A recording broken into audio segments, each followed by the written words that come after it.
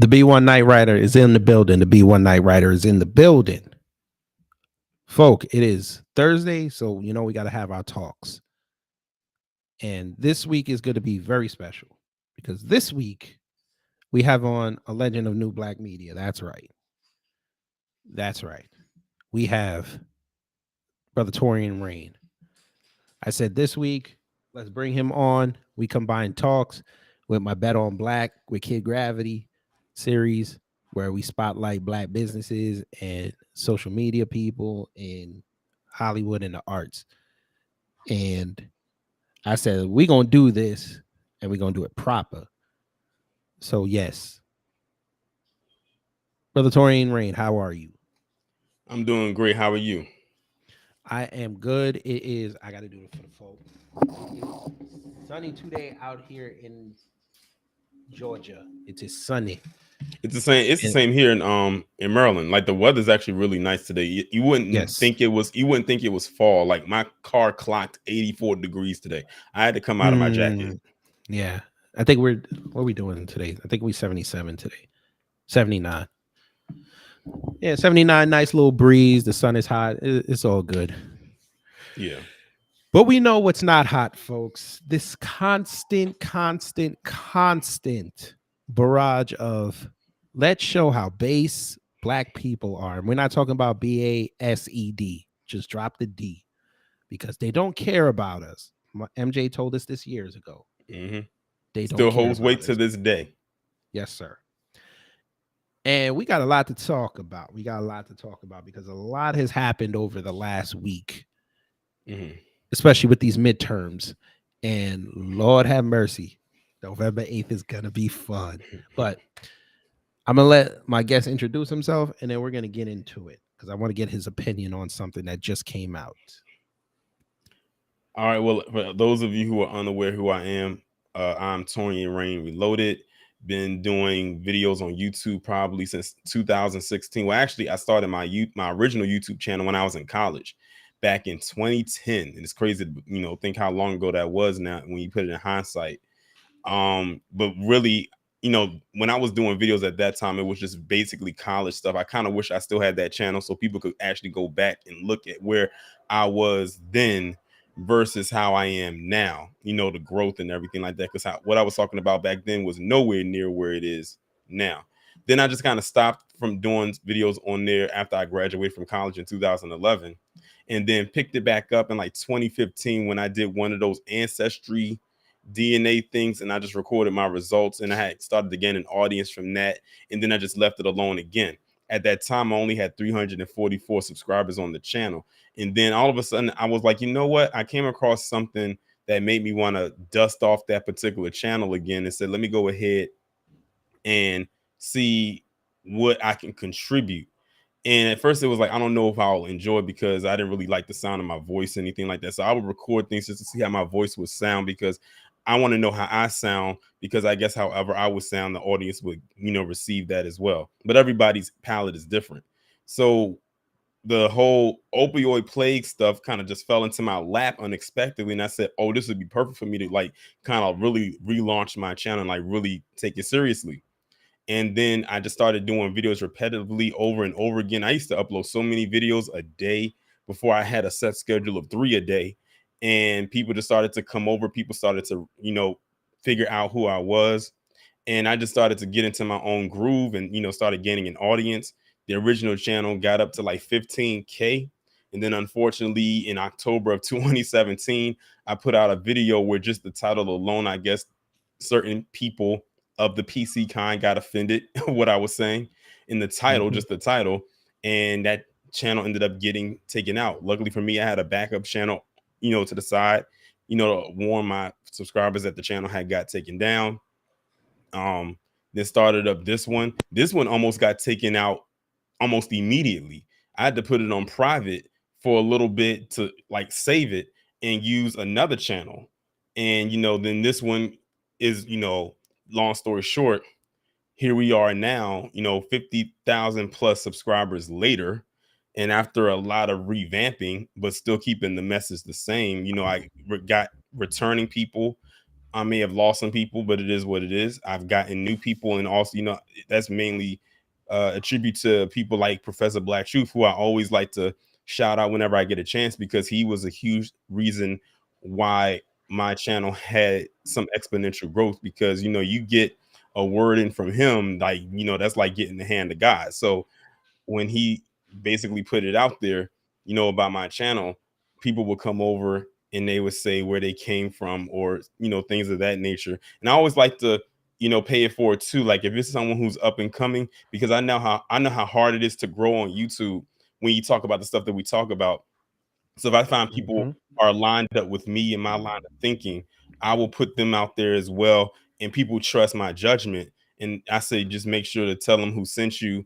And then that's how people end up growing. As a matter of fact, I see Afro Elite is right here in the chat, and shout out to him because he just crossed 3,000 subscribers like yesterday. And I Yes, remember sir. when I first came across his channel, he didn't even have 500 subscribers, and that was just a few months ago. So Yes, imagine sir. his growth from that time to now. And I remember when I had just listened to some of the things that he was saying, see how he moved on Twitter, being, coming onto his channel to do a collab. I had put, a word out there about him on my community tab, and now see where he is right now. And now he's really found his groove, because I always like to see the growth in people, because it kind of Mm-hmm. reminds me of where I was. And when I look at his videos from then and see how he is now, you can tell that he's really, really, really comfortable now. I mean, kid, you know how he, like with these Twitter spaces. Perfect example. That's probably where the bulk of his following came from, is from them Oh Twitter yeah. spaces. So, he's found, it's like he's found his footing. He's found, Yeah. and everything like that. And I've always told people, if you're going to do these kind of videos, you have not really officially made it on like YouTube or anything like that until you've gotten trolls. And I think he might have gotten trolled more than me. And I've been doing this a Mm. little bit longer. But I'm very glad at his growth. Also, shout out to Beatzilla, because he had a milestone where he hit 1,000 subscribers. You have a milestone. Black Alpha Network, he has a milestone. And, I'm glad that everybody is hitting their marks and everyone is doing the work, and because we're literally following behind the foundation that has been laid down before us, because we didn't kick this off. We're just following in the footsteps of people who started the same way we did.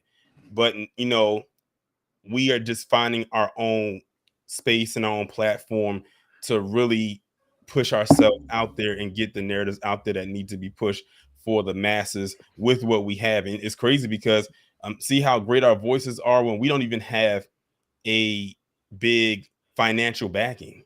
We don't have a Mm-hmm. financial backing of a CNN or MSNBC or Fox News, as I like to call it.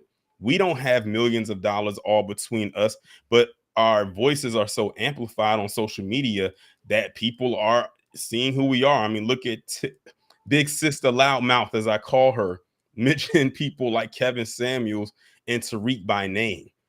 So Yes, sir. even in a very disparaging tone that she did, in a very tacky one, especially when she mentioned Kevin Samuels, because the man's been deceased since May. But we are grabbing their attention. We just have that effect, and they hate it when they hear the words old black media or the dead black media. They hate hearing that. So that's Mm-hmm. why you have people like Roland Martin always having to emphasize, oh, real black media. We know it's a gloating thing that he does, because he's scared of his position being snatched away from him. But Yes, sir. yeah, that's pretty much it. I mean, I can go on and on and on all day about it, but I just love it here. Like I'm glad. I feel like we are in the right space at the right time. Like this is the perfect opportunity that Mm-hmm. in space and time that we are in. I always say timing is always an interesting thing, and I feel like we struck gold right here, and we haven't even scratched the surface. Yes, sir. All right. Now, before we get into it, let's just introduce who's in the chat. We got 25 Kid. Hello, hello. Afro Elite. Yes. Hello, hello. We got Nikki the God. Yes. Nigga to God, hello, hello. Hope all is well in the Midwest. We have God, Heat St. Cloud, some chick named Star, Joseph Washington, and Kiana G. Okay, folks, let's begin. Let's begin. Let's begin. Now, I'm sure we're all aware of what the Democrats are doing. They don't care about us, like I said at the beginning. And the best way they think to connect with black folks is through music. We all know music is a universal language. We've seen Japanese people fall out to Michael Jackson's feet. We have seen Latinos vibe out to hip hop. We've seen this all. But it seems the black Democrat and the Biden sexual decided that to get to these Negroes, you got to go to hip hop. Got to go to hip hop. So they went to hip hop.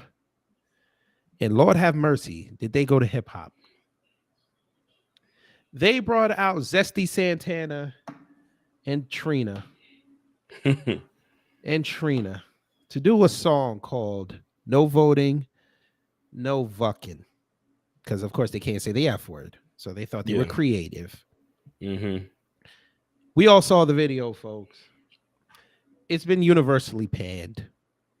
Brother Torian, how did you feel about that? I felt like I needed to go and take a shower because that thing made me feel disgusting. And the thing is, I haven't even actually sat and actually watched it in its entirety. I only saw clippings of it and only heard a little bit, because I realized something. Everyone who has talked about this could not talk about it at full length. Like, they had to like take it in pieces and chop it up and talk about it, because it wasn't one of the things they could just play all the way through and discuss after seeing it. And it's like the lengths that they will go in order to try to get votes is absolutely disturbing. How they see black people as, and I had said this in someone else's chat, they paint black people as these hypersexualized teenagers who cannot control their sexual discipline. Like, they like, no, look at what they threw in that. They threw, rap, they threw, if you want to call it that, and sex into a quote unquote campaign ad, and threw that at us. And then before that, you had Get Your Booty to the Poll, which was again another hypersexualized ad thrown and targeted at black people, specifically, more anything, probably black men. And then, when it came to the thing, when it came to COVID-19, you had Backs That Thing Up, which was another hypersexualized advertisement towards black people again. So I'm like, I hope people are seeing the pattern that they're doing here. Like, they always have to use sex as a point to try to throw in black people's face in order to go make them do something. And I said, you don't see that be done by PC artists or other artists from other groups targeting people who look like them or identify as them. It's only us that they do that with. That's all the more reason why when November 8th comes around, I hope they lose badly. Like that, in my opinion, when you see something like that, that's the only consequence right now, at least that I believe is doable, that needs to happen. Like, and then when they question why did they lose, we can point back to something like that and say, oh, this is why. You putting that whole Get Your Booty to the Poll and Backs That Thing Up and all types of stuff like that. That is what people need to go back and look at and see. That is one of the reasons, because it's several reasons as to why you lost. You don't want to talk to us like adults. You want to talk to us like we're children, like we're your children, or you want to talk to us worse. You might want to talk to us like we're your pets, and we're not. And they want to put out this narrative that black people are inherently stupid, or that we're dumb, or we don't know anything about politics. We don't know about business, and it's all by design. Because when you think about someone's, it has to be people behind the scenes that are pulling the strings and definitely pushing this out there and whatnot. But and that's all the more reason why they don't want to cut that check either, because they're fearful of what black people will actually do with it. They keep throwing this thing out there, oh, black people, they're going to waste the money, they're going to go do this. And first off, even if we as black people or FBA did do that, it's none of your business. But you know, that's another thing. We are the most pocket watch people. I'll never forget when Floyd Mayweather did a boxing event, like he had a boxing match against someone overseas, I think in Japan, or one of those Asian nations. And the headline literally mentioned how much he would get paid. Like, why did we have to know that? Just say who he was going to fight, not what he stands to make from the fight, win or lose. But I said that goes back to the pocket watching thing. They did the same thing with Michael Jordan a few years ago, like many years ago, when he was gambling in Atlantic City.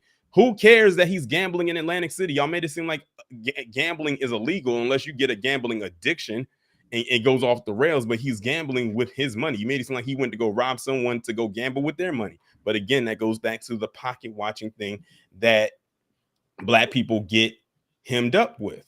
Like, they always have to find a way to be in our business. And but yeah, to go back to the original point, it was a disgusting and disturbing and very tacky and tasteless advertisement. And for anybody who agrees with anything that was shown in that video, in that ad, they can go straight to hell in a handbasket. You can pick whichever handbasket you want. All right. And Taurean brought the fire already. Okay, Taurean, we're gonna play with this a little bit. So we did our research over here. You know, we do the research over here. Now, how do you feel about Michelle Obama being behind this, and Steph Curry and Kerry Washington and a whole other list of Hollywood elite? They funded it. Did they fund this? I am going to show you. I'm going to show you right now that she funded this. Let me see. Here we go. Here we are, folks. Because I found this via AugSly19 on Twitter. Had the link. They had the link. When you click that link, you go her. You go here. When we all vote, Michelle Obama's When We All Vote engages thousands of voters ahead of this year's midterm election. And you go over to About Us. There she is, prominent. And here's your co-chairs. Oh, yes. Even her. They got even her. And I know black people like her. And they got we already know, but we'll say it on here because we don't want to get in trouble. But yeah, you got J-Lo, you got Mr. Hamilton himself, Janelle Monáe, Chris Paul, Megan Rapinoe, Shonda Rhimes, of course, Kerry Washington. Yeah. Yeah, they were behind this. And Shaq, by the way. And Shaq. Can't forget Shaquille O'Neal. His production company produced the video. So yeah. So I think Shaq is Shaq. I like you, sir, but you know, I gotta do it. You, Michelle, Steph, and all the black people involved in this. Yeah. Sorry, triple cool.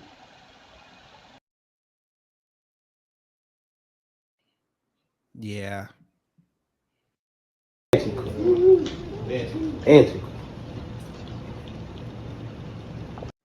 Yeah, y'all got to get the triple coon. Y'all know better. Y'all saw what happened with Get Your Booty to the Polls, and y'all saw what happened with the V that thing up. You saw this, and you thought this was smart. And the funny thing is, you had no white people in there. You had none. I saw one Asian. I did see one Asian, but y'all know better than that. So, how I'm gonna run that? Y'all gotta take that L. I say, as a collective B1, we just ignore what they do. They're gonna fall flat on their face. Oh yeah. And I cannot wait to see it. I can't wait to see your PPP on Shaq. We only have, but we should have known about Shaq because remember when he I forgot when it was.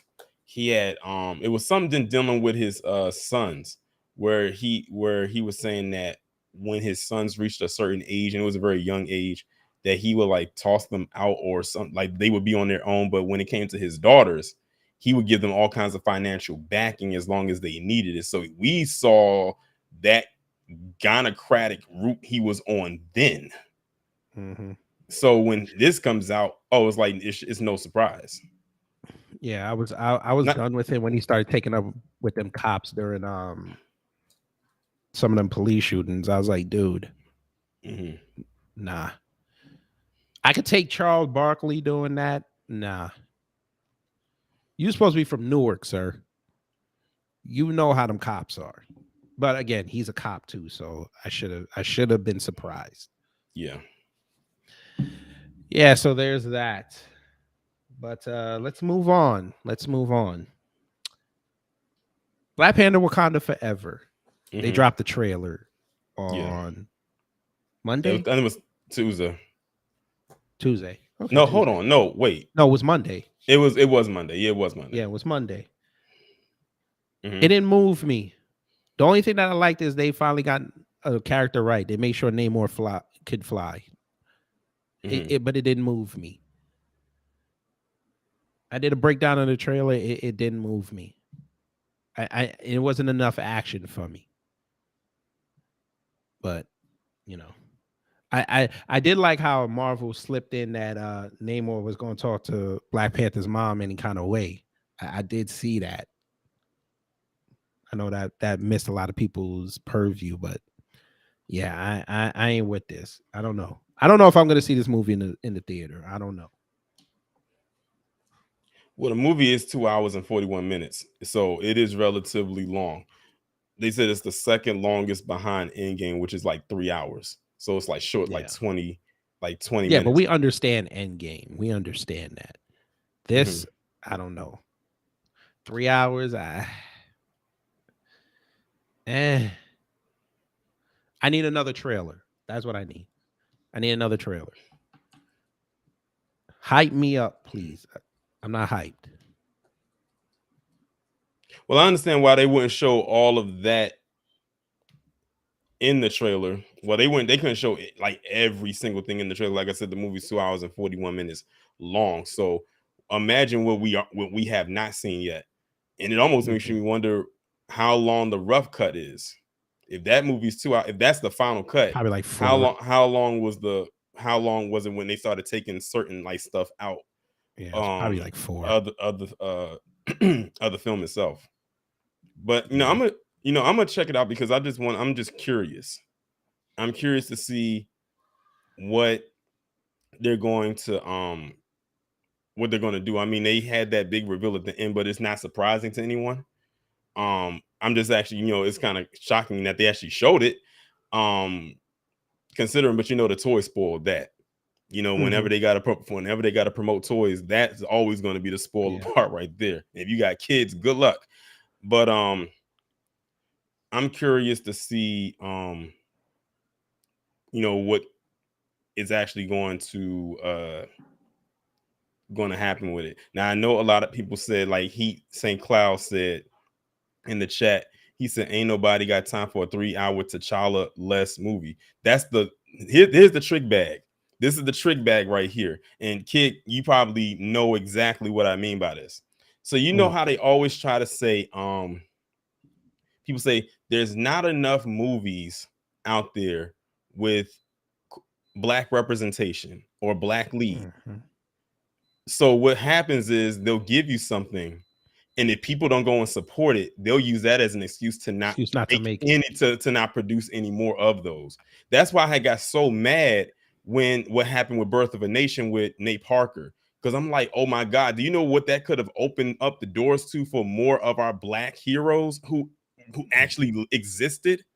But when that happened, have we seen another slave revolt movie since then? And that was back in 2016. I don't think we've seen another revolt movie since then. I could find out, But yeah, I hear what Is you're it saying. But here's my thing with it.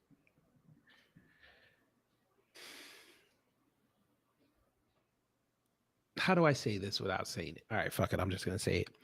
I don't like the fact that the agenda's going through. I don't like that, because even before they started filming, they were talking about how, oh, Nakia's pregnant and she got the kid and he's supposed to be Black Panther later on down the road. I'm like, why are you bringing a single mother into this movie?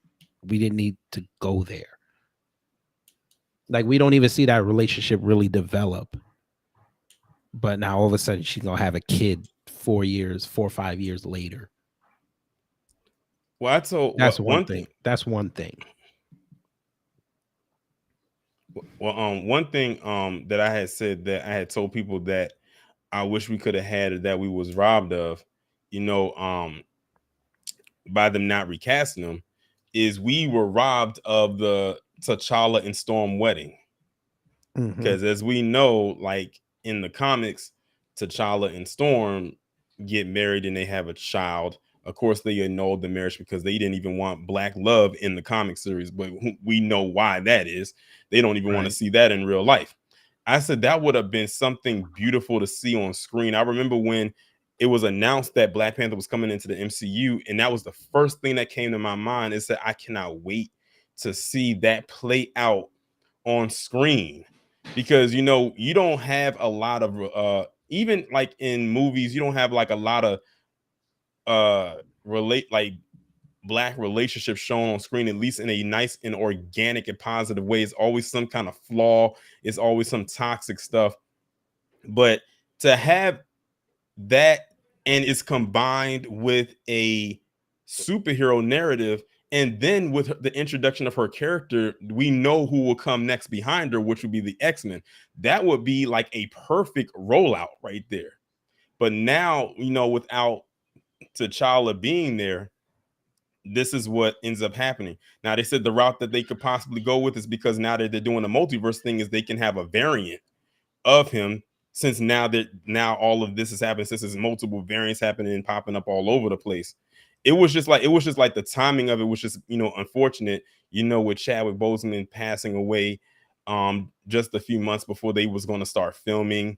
And you know, most people were saying, well, they wish what could have happened was, could they have delayed the film and see if they could have found another actor to recast.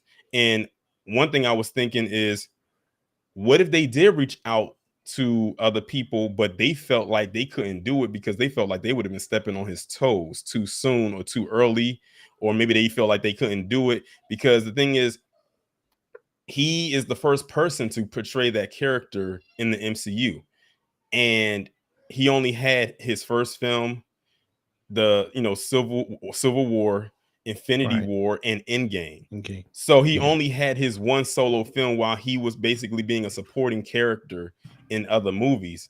So he only had one shot at the spotlight. And other people probably, you know, felt like they couldn't do it. And this thing is, I can think of a few people that probably could have taken that spot. Like, there's a couple names that come to mind, and maybe they just felt like they couldn't do it. That I'll admit, those were going to be some heavy shoes to fill, because he really brought that character to life, to the point where he probably, you know, was, you know, he couldn't go anywhere without someone coming up to him doing this. I remember when he was speaking at Howard University for the commencement, all the people that saw him when he walked out of there with his robe on, getting ready to speak, even before he got up on the stage to speak and they announced him, everyone started doing this and yelling out Wakanda forever.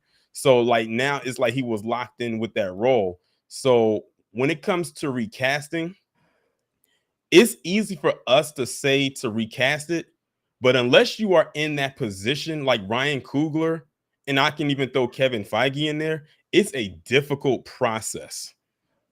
That's a very difficult process unless you're the person who actually has to be that decision maker. And I'm sure it was a hard decision for them to say, we are not recasting him. Like, they probably was like, okay, was this the right move? Is this the smartest move? How is this going to play out in the long run? And then on top of that, This is a 2 hour and 41-minute movie. Again, we don't know what could happen in this movie. They could probably throw a variant in there, but they just didn't tell us about it.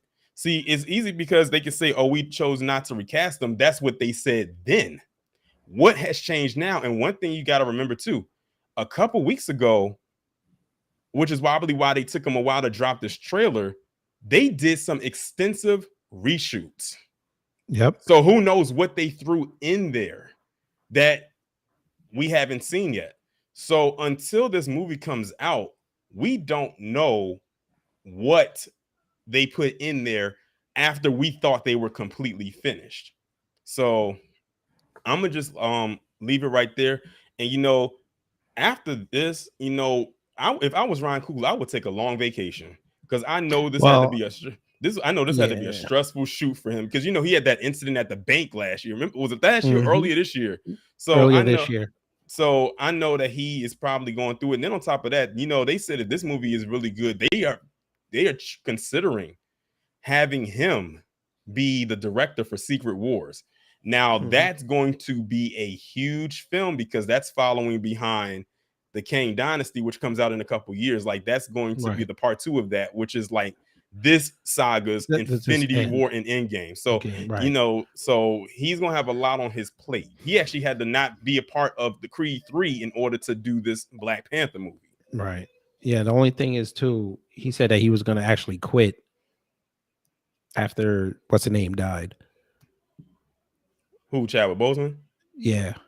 He said he was seriously considering quitting. Yeah, I mean, like you gotta understand, like that was like he was this, of course, he's the star of the movie. They developed a very good working relationship, and Ryan Coogler just seems like an all-around cool person to work around and be around. You can tell that he's very sought after in Hollywood. His star has definitely gone up. I remember watching Fruitvale Station, and to this day, I can only watch that movie one time. I cannot watch that movie. Yeah, I can't do it again. That was a one-time watch for me. And I remember being in the theater watching it, and when that scene came out, like the tears instantly flowed because I knew what was about to happen, especially since they showed the real clip at the very beginning of the movie. But yeah, Ryan Coogler is definitely doing extremely well for himself. I know he has, like I said, when we all found out that Chadwick Boseman had, passed in 2020, back in August of 2020, one of the first things that we said or thought about besides him passing was, oh my God, he was about to shoot the next Black Panther movie. What's about to happen? Like that was something that was like flowing through people's minds at the time. And I said, I couldn't even imagine being a cast member or being Ryan Coogler or even the people at Marvel, what was going through their minds when all of this was happening. Of course, his family was definitely going through it too. So like I said, unless we are the people that are in that room who have to make that decision, you never know, because this wasn't like a split decision that Ryan Coogler and Kevin Feige made overnight. Like they literally had to sit on this for months to decide if they were going to recast them or they were going to go the route that they did. But again, they just did a whole bunch of reshoots. We don't know what those reshoots hold. I remember when they came out with Doctor Strange a couple months ago. They did a whole month worth of reshoots for that movie, like every single day, starting from like Thanksgiving all the way almost running to Christmas. So you never know what they're going to put in there when it comes to this movie. And one thing I love it is that they're kind of keeping things kind of close to the chest with this. They're kind of being a little bit secretive as much as you can, but in this social media age, it's kind of hard. So if you get spoiled, it's like, but I am putting my trust that Ryan Coogler is going to treat this with the utmost respect as he did with the first one. And I'm sure that hopefully they don't try to snatch away some of his budget like they did when it came to Infinity War. That's why the last fighting scene between him and Killmonger looked the way that it did. Yeah. All right, let's find out what his budget was. I'm curious. Endgame was what? Wasn't like almost 200? I can look it up. Hold on. Let me see. Black Panther.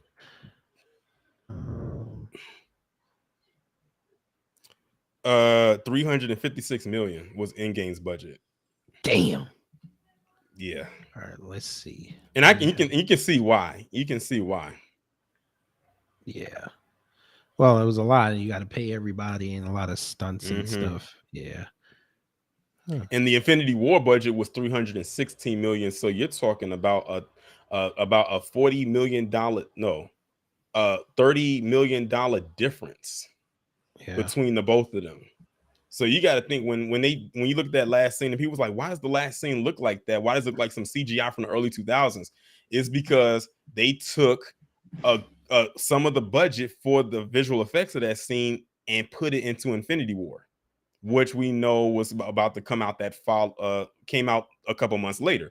So that's where they funneled that money into. But I think after that, after they got a verbal beat down from a lot of the fans, they realized, look, whatever budget y'all give Ryan Coogler this time, let him keep it and let him put it all into there. And then it was also some things at the time when they were saying how I think that was at a time when the visual effects artists went on a strike or something like that because they wasn't getting paid enough. So yeah, when that happened, then when we saw that and we heard about the strike, we was like, okay, now it's starting to make sense. And you got to pay them because they are a huge lifeline of your show or your movie that has a lot of visual effects and CGI, because you don't want that stuff to look really, all janky. That's why a lot of people, when they be trying to hide their bad effects, they make night scenes because you can hide the rough cuts in there somewhere, because in the light you can definitely see what went wrong. Who knows? We might see Killmonger in this movie. You never know. Exactly. We always like to throw something in there. I told people this. I said I told someone in another chat. I said if they put Killmonger in this movie, I might do a victory lap around that theater. I'm not even gonna lie, because especially since everyone loved his character so much, and a lot of people said that they feel that he should pick up the mantle of Black Panther, because we don't know what they did with his body after he died in the first one. Right. He gave that speech when he said throw me in the ocean, and it's crazy when you say throw him in the ocean. It's like, if they really did throw him in the ocean, would the Namor character or his tribe, would they have found his body in that ocean, seeing as how that's where they dwell?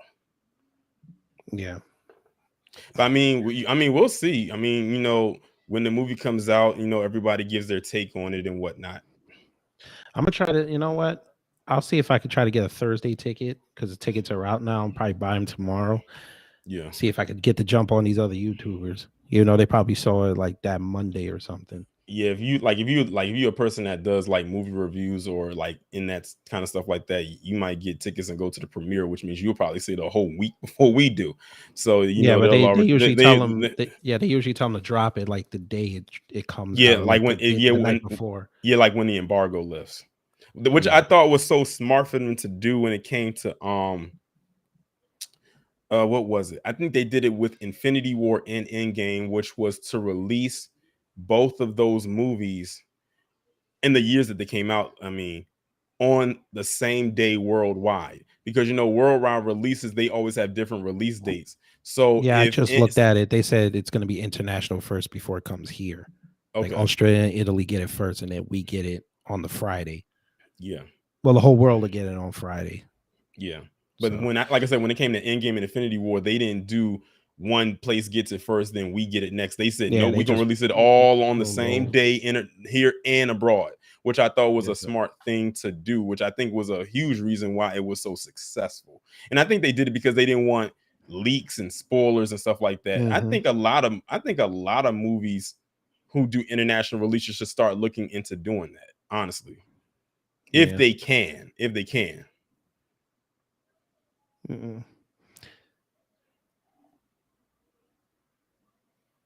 Superhero movies, yes. Action movies, yes. Like, maybe like the lower budget ones, nah. Probably not. Yeah, exactly. It's like, okay, not. It is what it is. But yeah, when it comes to the first two, yeah, especially the first one, for sure. Speaking of which, the Stud King. I gotta just put the nail in the coffin. I just gotta put the nail in the coffin with the Stud King. $51 million, folks. It made its budget back. Let's give it a round of applause. He gets a snap. Yeah, there you go. They have to make 125 million, folks, and they've started taking it out of theaters. So there you go. So do you mean to tell? So wait, they couldn't even last through the 45-day window? They started take. I read a report. They were around 3,700. The next week they were down to 35.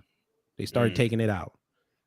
And I there's someone in there that I like heavy, and I couldn't go watch it just because of her. I couldn't do it. I have morals. I can't watch subjugation movies. I can't do it. Just like this Will Smith movie, Emancipation, I'm not gonna go see it, even though it's on Apple TV and I get it for free. I'm not seeing it. Can't do it. Yeah, and they I don't want to hear his bad Louisiana accent. And I can't see him running from white supremacists. That just looks really bad on optics. Yeah, and I had heard about who he's supposed to be playing.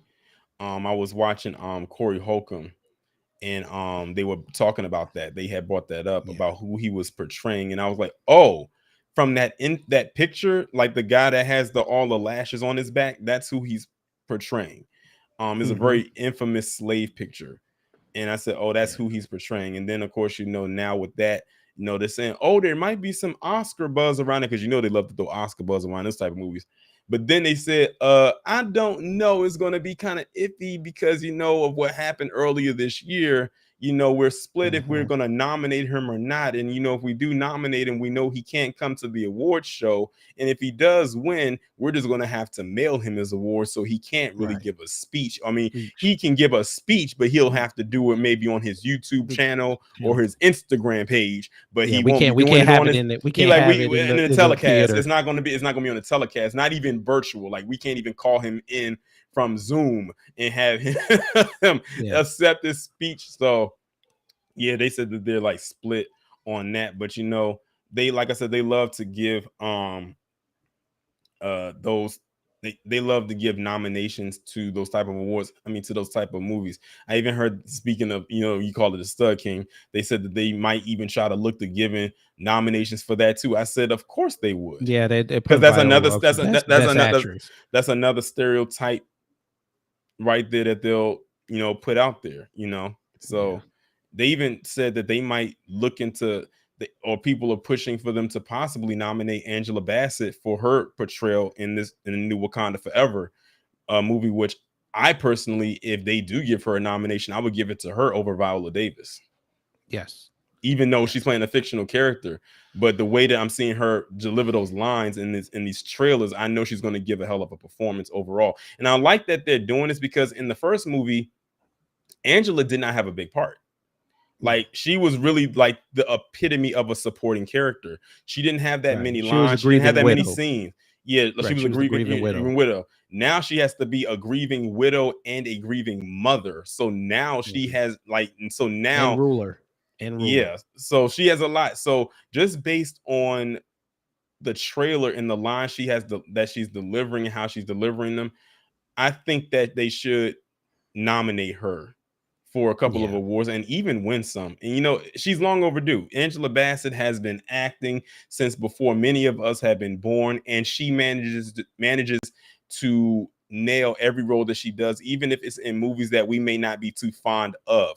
But we know if she's in it, she's going to give the performance of her life, even if she is a supporting character, even if she has to say one line. I'll never forget when I was in college. Someone said Angela Bassett is such a good actress that even when she's crying and eating a sandwich, she's good. And they were talking about a Tyler Perry movie she did. And it was a scene where she was eating a PB&J and she started crying. It was like, she's so good that she eats, even with her eating and crying at the same time, she's so good.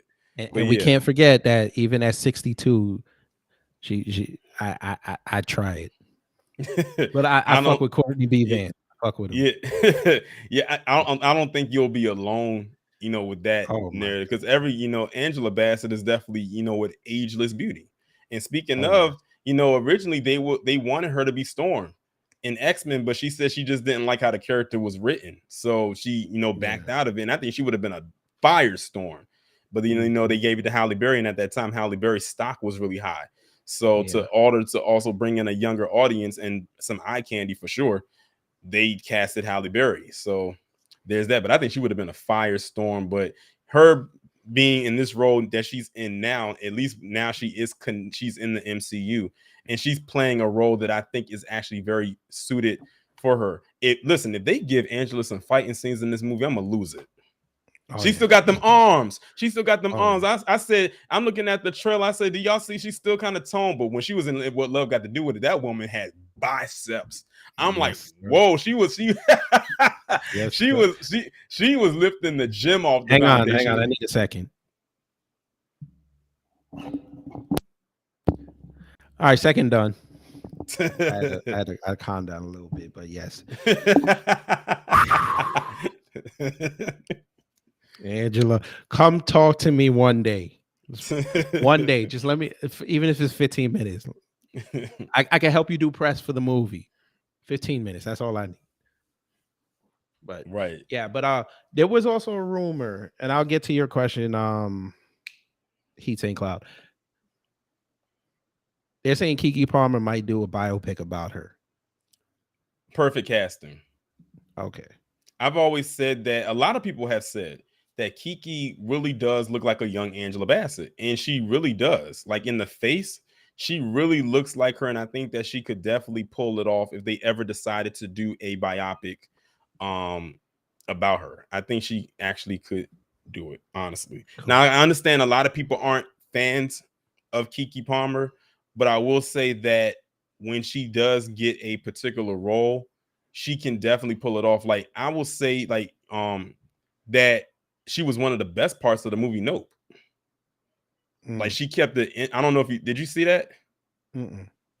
Okay, I would say like she really kept the energy high. Like her character in the movie, she was a very highly energetic character. Of course, they had to slip something in there about her character. I'll let you hang on to that one. But I would say that she was definitely one of the best parts of that movie for sure. Cool. All right, let's get to Heat St. Cloud. He said, not to change the subject, but I heard they may have a Gargoyles movie coming.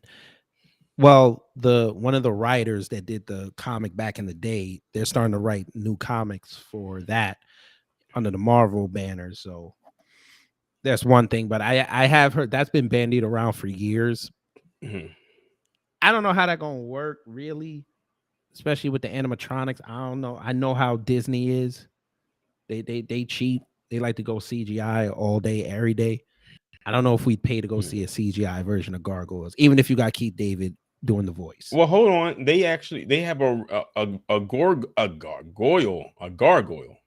floating around right now in real life that's still breathing, and their name is Rudy Giuliani. They can just simply cast him. Leave the Hudson alone. Like that's one of my nicknames for him is the Gargoyle. And kid, I know you are familiar with him because you was living in New York while he was the mayor. So I would say definitely, you could cast him because you can't tell me that he doesn't at night go and sit on top of a cathedral on a dark, stormy, rainy night and just sits there looking as ugly as he possibly can. So if they need to cast one person to be in that role, look no further than Rudy Giuliani, because he has been a gargoyle all of his life. I say he should play the Mole Man in the Fantastic Four movie. That would work, and that would piss the laugh off. That would be fire. Or he could be, or he could be Clayman from Batman. Especially when he had that stuff. He not cute enough. Cause remember his origin, he was an actor that got owned. So, he can be after. Well, he can be after the. He could be Penguin. He should have been Penguin. Oh God. or he could be Scarface. He should be Scarface. And we get a white guy. He'll play Wesker. That would be funny. But let's continue. This is a good conversation. I like this. By the way, Woman King lost to Avatar, so there's that. As far as what? They re-released Avatar. Because they re-released Avatar. Okay, yeah, that's crazy. That's crazy. You lost to a re-release film that came out in 2009. That's crazy. Like that should tell you something. And it's about to run into a brick wall next week. Oh yeah. Halloween Kills comes out next week. Halloween Ends comes out next week. Yeah. And then guess what comes out the week after? And Black Adam. So after that, next like week. it's pretty much done. Like what It it's gonna be three like the Woman King is literally gonna be like a tumbleweed going across the dirt road in the old West. Like literally, that's what it's gonna look like. But yeah, Viola, hey, you're gonna lose to Black Panther Wakanda forever. Oh, it's not even gonna be in the theaters anymore after that. Like it's like no one's gonna be thinking about the Woman King when that comes out. Yeah. So there's that. Yes, Halloween Kills the Woman King. Yes. I'm sure there's some Z-lister that will do that. Gargamel from Smurfs. His nose is not long enough. No, the person I compared or said looked like Gargamel was Ruth Bader Ginsburg. Ooh. Yeah. When she was still alive and she had said them things that she said about black people, I didn't forget. That's why when she passed on, I was like, oh, okay. I didn't even have enough acknowledgement to do a triple P on her when she passed. I was like, oh, it is what it is. But I remember what she said about black people, and I said she looks like Gargamel. You can't tell me that she don't. Like really, like get her picture of her face and think of Gargamel. If you remove her glasses, she looks just like that character. Yeah. All she needs is a black cat. Well, there was a positive with this whole Woman King fiasco. They got paid. Yeah, I mean, but this is what they're gonna look like. This is what they're gonna look like next week and the week after when the movies drop.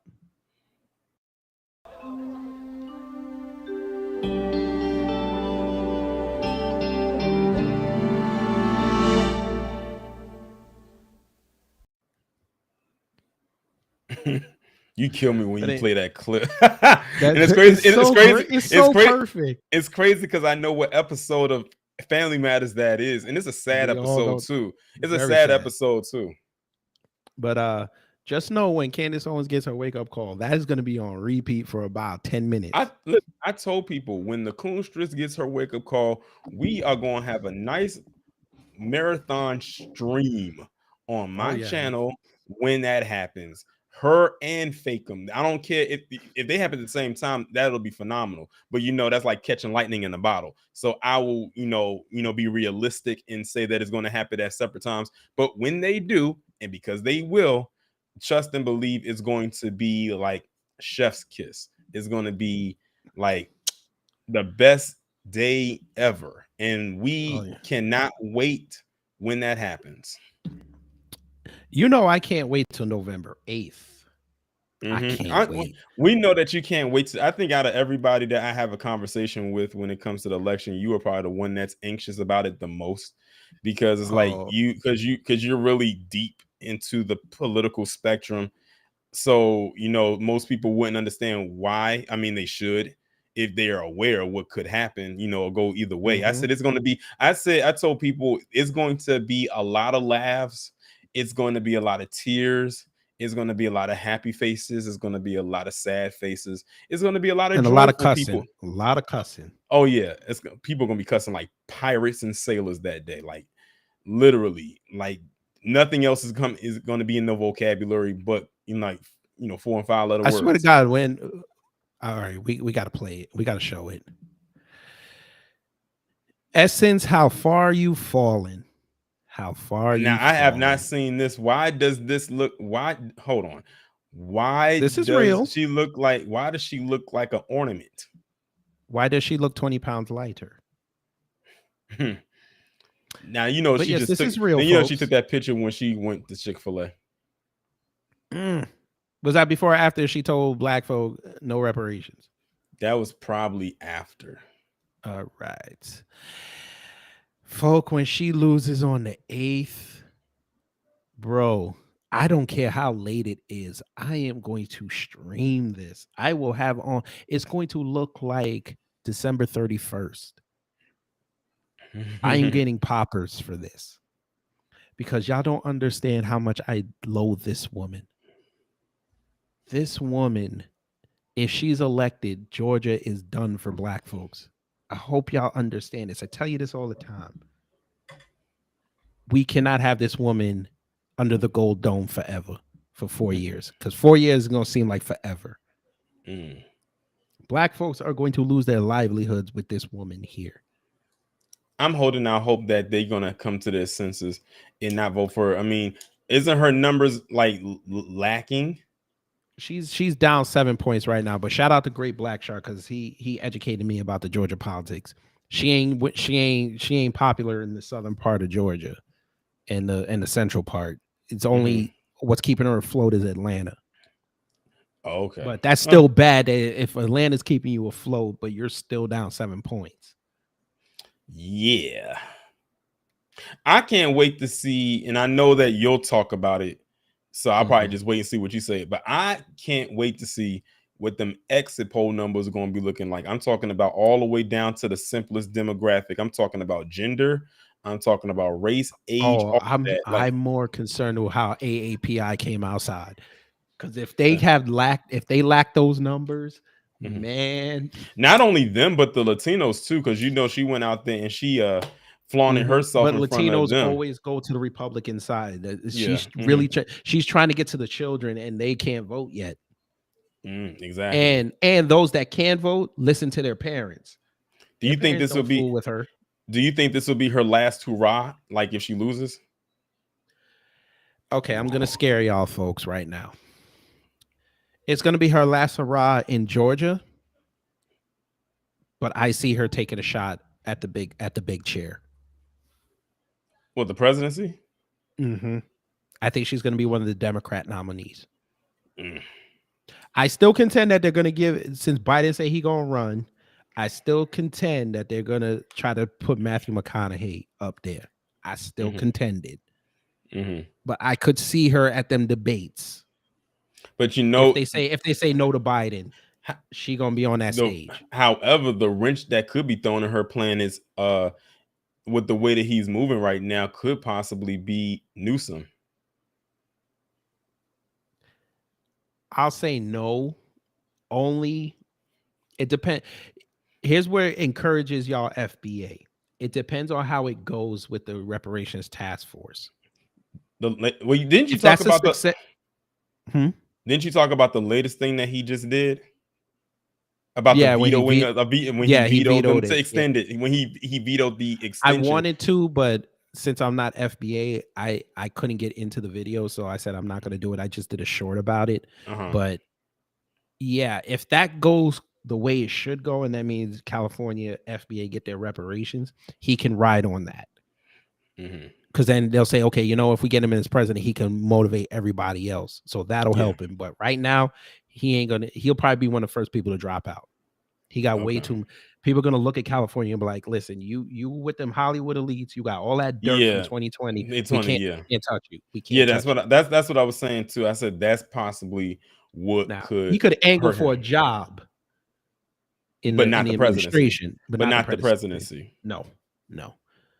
Stacey will get on there because she's a black woman, and she'll get far, but then she'll end up dropping out too, and she'll angle for a job. Yeah, she. But I'm telling you, watch Matthew McConaughey. I'm telling you, after these midterms, watch, because if the Republicans take over, he's coming outside. And what side is he on? He a Democrat. Okay, that's why I said him and Beto are going to be the Texas tornado, because Beto ain't winning Texas. We already know this. And people gonna ride on the Matthew McConaughey train because he's an actor, much like how they did, much like they did with Arnold Schwarzenegger. A lot of people, let's be real here, a lot of people in California voted for Arnold Schwarzenegger because he's a Hollywood actor. And I'm warning y'all too. Y'all better not let DeSantis get no type of steam. That's what I said. I call him the Satan. You put a battery in that man back, y'all done. You know what I told? I call him, the Satan or the snowflake. Oh yeah, and he more than deserved and earned that name, or both of those names, for me, because of the way and the actions that he has been taking. Professor Black Truth did a video about him and how he mishandled dealing with Hurricane Ian. He said it's just basically amazing how Ron DeSantis can have all this stuff to talk about when it comes to CRT and woke this and politically correct, but when it comes to dealing with a real issue, a natural disaster that is affecting mainly and primarily your state, You gonna ride you don't on know this, what brother. to do. You gonna ride on this. So it says, incredible work in just 3 days, FDOT workers were able to construct and complete a temporary bridge to Pine Island in Lee County after its only bridge was washed away by Hurricane Ian. He gonna ride on this. See, he already got a few fans. He was probably banking something like that would happen. Oh yeah. Like he even tweeted out that I worked with all the mayors in the state, even though the government don't like me, and we're getting things done. I was like, okay, yeah. So what are you gonna do with them illegals that are coming down there raiding through Fort Myers? What are you gonna do about them? He did something. And he already lost the support of Trump. Oh, I know. But he's showing his real white supremacist colors right now because he just went after the illegals. You're Ron DeSantis, like that fool, that knucklehead it's all over the place right now. It's crazy too, because and here's how you know Ron DeSantis is not a really strong candidate, because this guy only won just shy of Andrew Phillum, as I call him, after what that scandal with Andrew Phillum in that hotel room. So you got to think to yourself, how does a person who just went through a major scandal, which we know would have cost him his election, how do you just barely beat him after that? You would think that he would have won by a landslide, but he barely beat him. Like Andrew Gillum almost beat him with a whole scandal on his back that probably wasn't even a month or like even a couple months old. Yeah. So that just shows you he wasn't even a strong candidate then. Yeah. Here we go. I ain't playing this whole thing. Like this, we're not going to let bad actors exploit them. That means law and order will be enforced. That means individual Floridians' right to defend themselves and their homes. Come on, Robot. Honored. And we've had 4 looters that were arrested, I guess a couple days ago, and they need to be brought to justice, and we're not going to tolerate it. But 3 of the 4 are illegal aliens. And so these are people that are foreigners. They're illegally in our country, and not only that, they try to loot and ransack in the aftermath of a natural disaster. I mean, they should be prosecuted, but they need to be sent back to their home country. Should not be here at all. Oh shit. But wait a minute, Ron. I thought you bust them all out, though. I thought you got them all up out of your state and started sent them to Kamala Kamala's lawn. Well, yeah, there too. I thought you got rid of them all. Apparently, you did not. If 3 out of the 4, which is the majority there, was looting as you claim they were. So you know why he get to talk spicy like that? Because the Cubans in Miami back him. That's why he get to talk spicy like that. And it's crazy because he's Italian. Them people that he said were illegal were not Cuban. Yeah, they were. I can read through the code speak. I bet you they were a bit of a darker hue, right? No, they weren't. They were actually a little bit darker than him. Not like us, but a little darker than him. But November 8th gonna be fun, blood. But let's do one last thing on November 8th before we move on. Where you at, brother? The DMV area. Oh, I think I know where you headed with this. Oh, you know where I'm going with this. another jerk chicken jackass is in our midst. Except this one, you get how they call it? Arroz con frijoles negros. Oh yes. Westmore, ladies and gentlemen. Somebody said in Dwabi chat room he looked like a whole penis with teeth. I was like, hold on, was it Dr. Short that said that? Because I can no, it was somebody in the chat. It was somebody in the chat. He said it looked like penis with Dr. Short. And the thing is, I missed it because I came in late. I came in when they were talking about that ad, and I had missed it, so I didn't catch what he said. So I'm gonna have to go back and listen to the playback. He was going in. Bro. Yeah.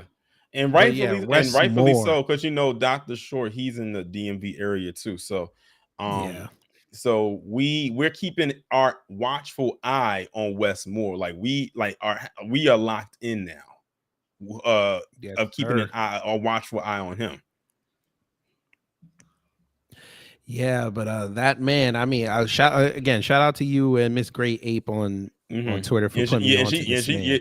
And shout out to her because she's been sending me a lot of stuff about him for the last couple of days that I was unaware of. Like, as a matter of fact, when I did the video about him, that part when I was talking about Dan Cox, that wasn't in the original. Yeah, right. When I was talking about him, that wasn't in my original commentary. I had to slip that in there like a couple of days before I uploaded it about him going to Morgan State to do a debate with him. And I'm sitting here like, Wes Moore, you are a black man. We know you're not FBA. Oh, they're full hot on that, right? At least not, huh? Like, they're full hot on that. Like they're of course pissed. They are, because it's like, of course, because like I said, Morgan State is one of 4 HBCUs in the state of Maryland and is ranked as the top HBCU in the state. And it would have been a good look for him to actually be there in front of the student body to do this debate against his opponent. Now, for his opponent to show up there, you gave him the upper hand. And many of them don't even know that this guy has a huge MAGA background unless they actually went and actually did some research on this guy. And you missed out on that to do what, a television appearance? Like, that's crazy. And then, like, of course, you know what I talked about when he was doing the some kind of business entrepreneurial thing for the Latinos, which I said for all the years I've lived in this state, I did not know they had those. They said that this was their 17th annual. So you're talking for the last 17 years, they have had this going on right underneath our nose, and we did not even know. And I'm saying to myself, well, Wes Moore, is there one for black people that you could have gone and attended? Especially since the state of Maryland, especially PG County, is flooded. Well, has a lot of black people in it. But you managed to go to theirs and take pictures and smile and haha and kiki, with Guadalupe and Pedro. He said it, not me, folks. But anyway, yeah, I mean, that was wild, bro. And like, even like I was in News Total Space last night and we were talking about him. She's saying she's on the ground there. They don't even know who this man is. It's like they're trying to turn him into Obama. Yeah, I was getting ready to say that, like how a lot of people in Chicago didn't know who Obama was. Like, they heard the name, but they didn't really hear about him until he ran for the Senate, like to be senator. Yeah. So like, it's like he just kind of popped up. And see, this is the thing. They're going to try to run on a historical thing here, because if I'm not mistaken, if Wes Moore does win, I believe he will be, and don't quote me on this, the first black governor for the state of Maryland. Yeah, and the third one since Reconstruction. So, yeah, that means nothing. Exactly, it means absolutely nothing. So I did say this though, and let me see if you agree with this. I said for Dan Cox to pause, for him to we're just gonna call him Dan C. Okay, okay, we're gonna call him Dan Pause. Dan Pause. Now, for him to widen that supposed 30, not widen, but shorten that 30-point gap that they're saying that he has to make up, he needs to go to West and East Baltimore and really sit down and talk to the folk and be genuine. Who, Wes Moore? Like, it's cool you met with the young crowd, but you got to go meet with the crowd that got to go work every day. You talking about Dan Pause, as we calling him? Dan Pause, yes, Dan Pause. And what's I ain't talking about no church crowd. I'm talking about hold on. Like, speaking of Baltimore, one thing that can hurt him is if you remember who was, and I call him a slumlord, over a lot of different residences in Baltimore, was Jared Kushner. Because you remember Jared Kushner, he was over a lot of those like impoverished homes in areas in Baltimore, and how people got exposed that he was a slumlord, like he wasn't putting the money where it was supposed to be. And we know Jared Kushner is the son-in-law to Trump, and Dan Pause is a heavy Trump supporter, and so is a lot of his supporters. So they could connect all of that back, like, hold on, like, I don't know, because Jared Kushner, he wasn't doing what he was supposed to do when it came to Baltimore. And when I saw them pictures, I said, yeah, it looked horrible. It looked horrible of the area that he was over. Yeah. Just collecting the money and not doing nothing with it except putting it in his account and probably Ivanka's account too. So you heard how he owes a $21,000 water bill? Yeah. Oh, whew. How in the world? A $21,000 water bill? What in the world? Did you see this man's house? I haven't seen this house. Son, you got to see this man's house, blood. He live in a mansion? What? He lives in Guilford. Oh. You got to see this house, blood. They said it was like about $2 million. Let me see if I can find it. Oh, see what I tell you? He settled it yesterday. With a $21,000 water bill? Yeah, he pays $21,200 water bill for Baltimore home. Of course he did. But what? Of course he did. How did you skate on by with a $21,000 water bill? And he had a pool out front. He got a pool out front. And keep this in mind. The water bill is one of the only few utilities in your home that you do not pay every month. It's every 3 months. How in the world did you manage to just skip all those? That's the home? Is that his home? I think so. Yeah, it is. I was trying to find. Yeah, that's trying to find. Whoa, that thing looked like a castle. Yeah, it's huge, bro. Why didn't you give me this picture? Where is it? Yeah, it's huge, bro. No, that's not it. It's one of these. It's like a brick. It's like a red brick house, but the shit is huge. A $21,000 water bill. That's crazy. I think it's this. No, it's not. No, it's not it. Yeah, but it's huge, bro. Like I wish. This looks like it. Yeah, it's this one. That's what it is. Wow. It's a nice home. I'll give him that. It's a nice home, but still, $21,000 water bill. Yeah, look at this pool. It's a nice home. But I'm sure that's probably a couple of years. You can't rack up that much. But the Jamaican is another jerk chicken jackass. Oh yeah, for sure. Like that wasn't a water bill. Yeah, that wasn't a water bill that kicked up just this year. That, like you said, that was over the span of a few years to get to that part. Yeah. All right, I got rid of the troll. They had to show up. They must have known you were here. But anyway, yeah, we talking with Taurean Reign. We went through a lot. Let's talk about some fun stuff. Now, fun. Nothing that's gonna make your blood boil. So, I don't even know how to say this, but I think we're winning. I think we are. I think we're winning. Because people are actually taking notice when we say things now. Mm-hmm. I was just looking around just now and kind of find out that people are actually really, really upset at they're really waking up to the Biden finesse. They are actually waking up. They've actually admitted, white supremacist outlets are actually admitting that black people are going to decide these midterms. That we're going to decide it? Yes.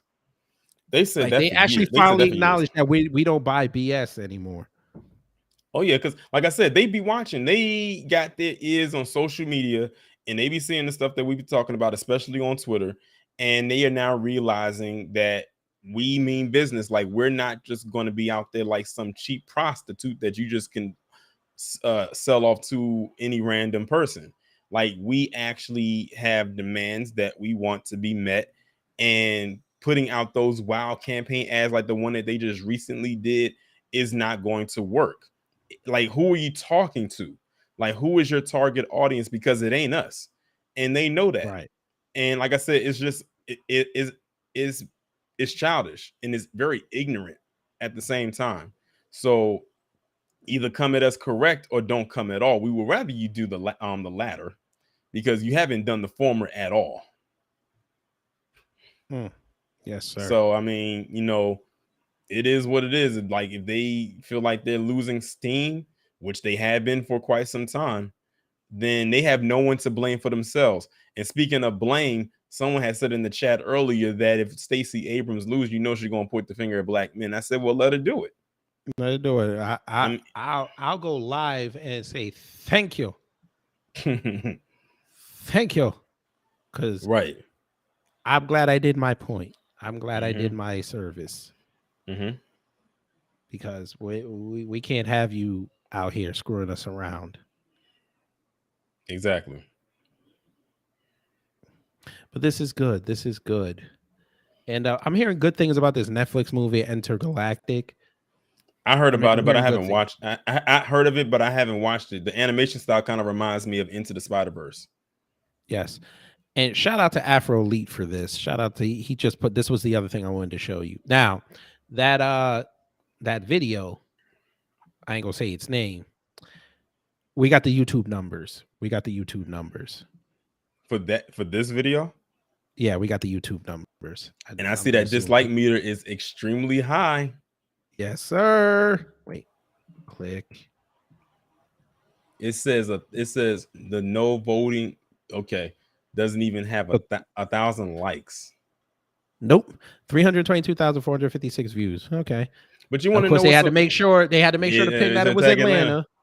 Had to make sure to pin that. Listen, I am so glad that Afro posted that with those numbers.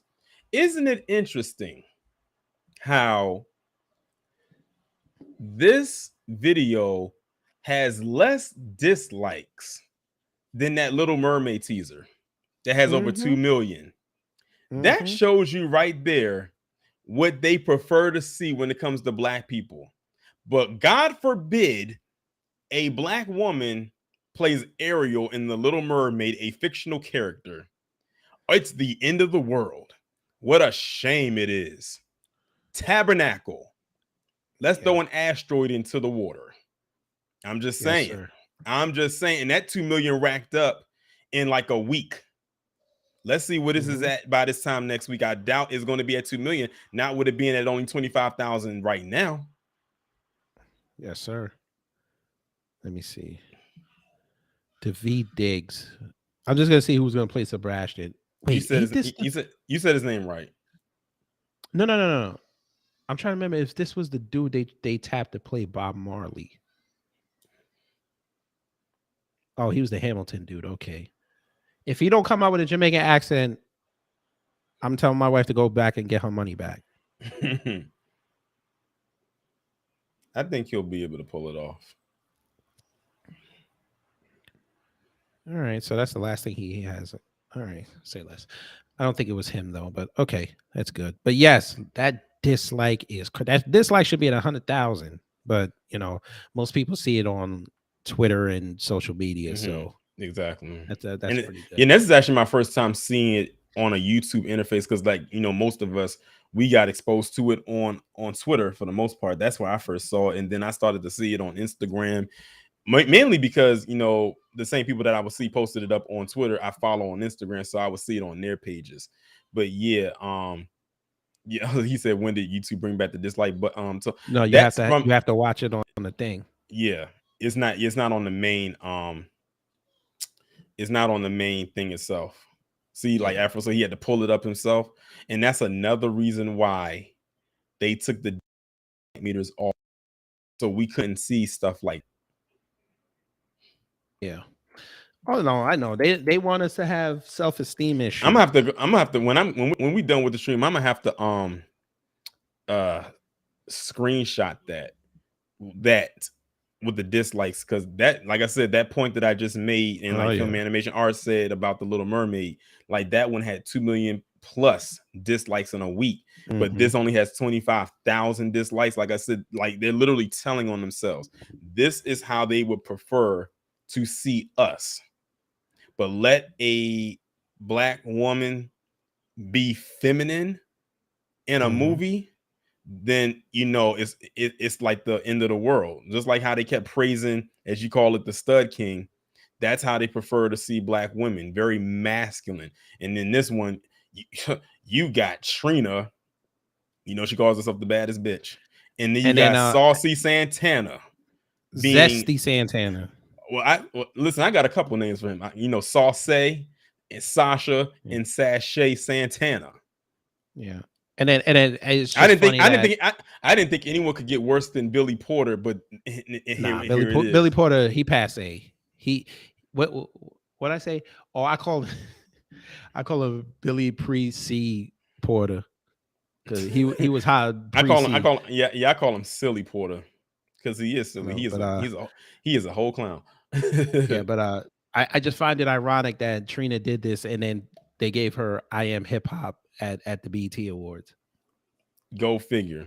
And then, you know, that's crazy too, because, you know, they said this year the BET Hip Hop Awards, we're going to be celebrating Latin culture inside the hip hop. I said, how ironic, that's your theme, considering the talks of, you know, hip hop's origins on Twitter, and that was your theme. I'm like, that first off, that conversation just happened to come up like a month or two ago, and that's your theme already. You mean to tell me you didn't have a theme before then, or y'all just switched it up? I didn't watch it, so you know, I didn't watch it either.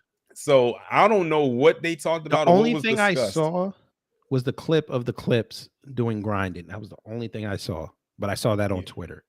Yeah, but he's saying Clark got it right. Look at Meek Mill tweet recently about not us owning BT. They be listening in Spaces. Yeah, they send they trolls and they people in there to go listen to what we're saying. Yeah, BET hasn't been owned by Black people since 2000. That's crazy. 22 years under Viacom. Mm-hmm. Yeah, they aired the BET Awards where it's gone. They be airing the BET Awards on Nickelodeon. Like that just shows you right there. They do. I'll never forget one time the BET Awards, not the hip hop ones, but the regular ones. I was flipping through the channel. It was on Nickelodeon. It was on MTV, I think VH1 and BET, or anything that Viacom owned as far as the cable. But they damn sure ain't gonna put on CBS. That's why I said as far as the cable networks, not, you know, Flow. Yeah, you know they ain't gonna put that on there. Please, no. You know what's shocking that CBS is CBS the only company that doesn't have a cable channel. channel. Was you know CBS is the only of the big three that doesn't have a cable channel? I didn't realize that. Yeah, they're the only one. But you think they were gonna put that on CBS? Like have a re-showing of the BT Awards Sunday at 8 p.m. only on CBS? That ain't happening. That is not. It was always a running gag back in the day that CBS was like the boring channel. I will never forget.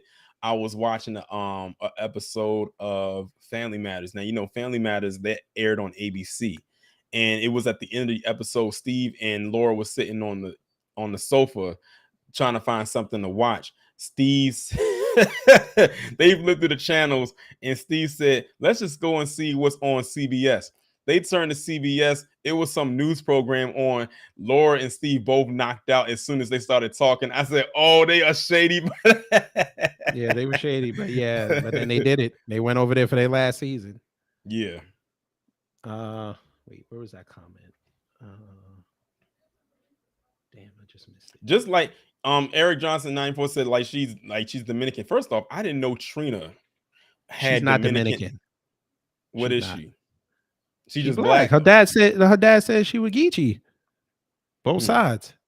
Then where in the world he even came out. He had to come out. They asked him about it. He said, "I don't know what the hell she talking about." Yeah, like she Geechee on both sides. Because I'm saying to myself, Trina, we have listened to your music since you first came out, and not one time on any album that you had, whether it was a single that you released or not, did you utter one Spanish lyric. Not even said probably a word. Maybe you did, possibly because you know you're from Miami, so you're around a lot of Cubans. Don't count. So like, you know, I didn't know where that came from. Now, what did shock me was finding out that Fabulous was half Dominican. I've heard Fabulous say that before. He just doesn't promote it. Yeah, like, because and the thing is, if you look at him, you would never know because he doesn't look like the archetype of a Dominican. You know, when you think of a Dominican, you think of someone who's more light in tone, and he looks like me, like skin tone wise. And you know, he never really acknowledged it until he said it. And that's why people was like, huh? Really? And then when you look up his lineage, one of his parents is Dominican. I think it's his mother. And I think his father is FBA. So he kind of reminds me of Miles Morales. Yeah. Let me see. Where is it? 25 kids said, get off my screen. 25 kids said, Black Authority said it best. He said they didn't buy BT for the legacy. They bought it for steal the culture and remix our culture for themselves. Well, I mean, we left BT where Bob Johnson sold it. Mm-hmm. You fired Free and AJ. So why do Yeah. we watch 106 in Park? Ain't nobody was watching Cedars World like that anymore. Oh man, you Teen took Summit was gone. Teen Summit went to hell. took me back with this because like back in the early 2000s, like that was a great time. The 90s and early 2000s was just a great time to be alive. It was even a greater time if you was a kid growing up in that time. And BET has some great programming back in the day when it was owned by Bob Johnson. You just named, Teen Summit. I remember they had BET Nightly News, 106 in Park. I remember when 106 in Park, if you wanted to request a new video, you had to call in. You couldn't go online and request it like they did later on in the series. You actually had to call in and request a video to be in a particular spot. I'll never forget one time they did a poll online. I think it was on Twitter back when I was in college. And they had asked, it was like, how sometimes they'll bring a guest on, and if they're an artist, they'll say, we'll put their top, some of their songs up there, and you choose which songs they want.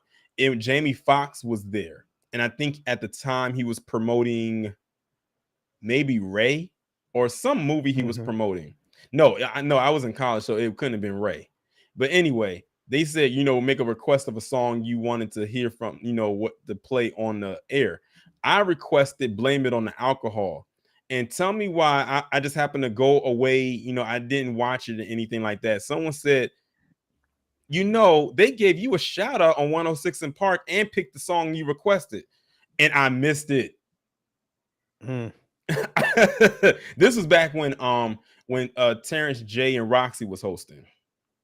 Oh, before I'm gonna leave that alone. Okay, we'll leave that alone. I think I know where you was going with. Yeah, we're gonna leave that alone. Somebody said, I hope y'all wrong for that. He said, I hope Fabulous don't never turn into Sammy Sosa be brighter than a brick of cocaine. God. Oh, well, Frankenberry. Or Frankenberry. That was the first BET Uncut. BET Uncut sunk Nelly's career, bro. I'm just gonna tell y'all that. You mean with that tip drill video? Yeah. And whenever people going to Spellman, he never recovered from that. Yeah. That BET Uncut was something else. Remember when they also too they had what was the one where the one where they would play like the slow jams, like the R&B slow jams. BET, it was BET late. I forgot what that thing was called. Wasn't a Quiet Storm. No. Oh, let me find.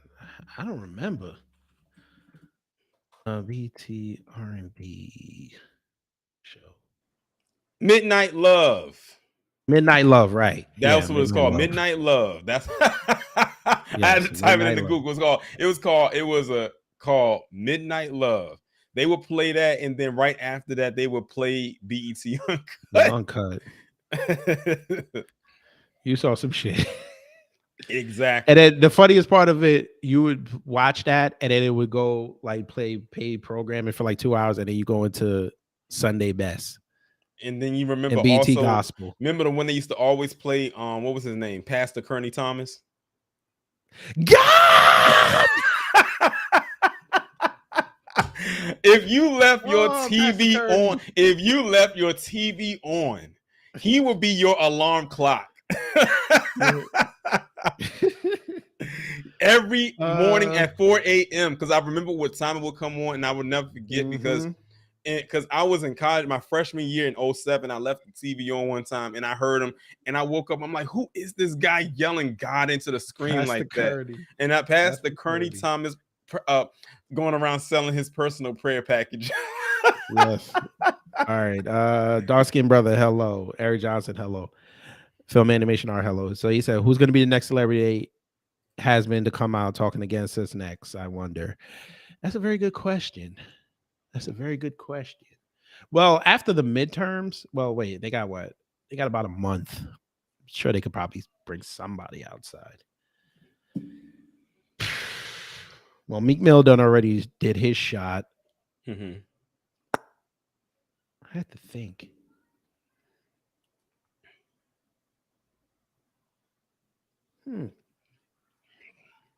Well, Samuel Jackson, he on my shit list right now.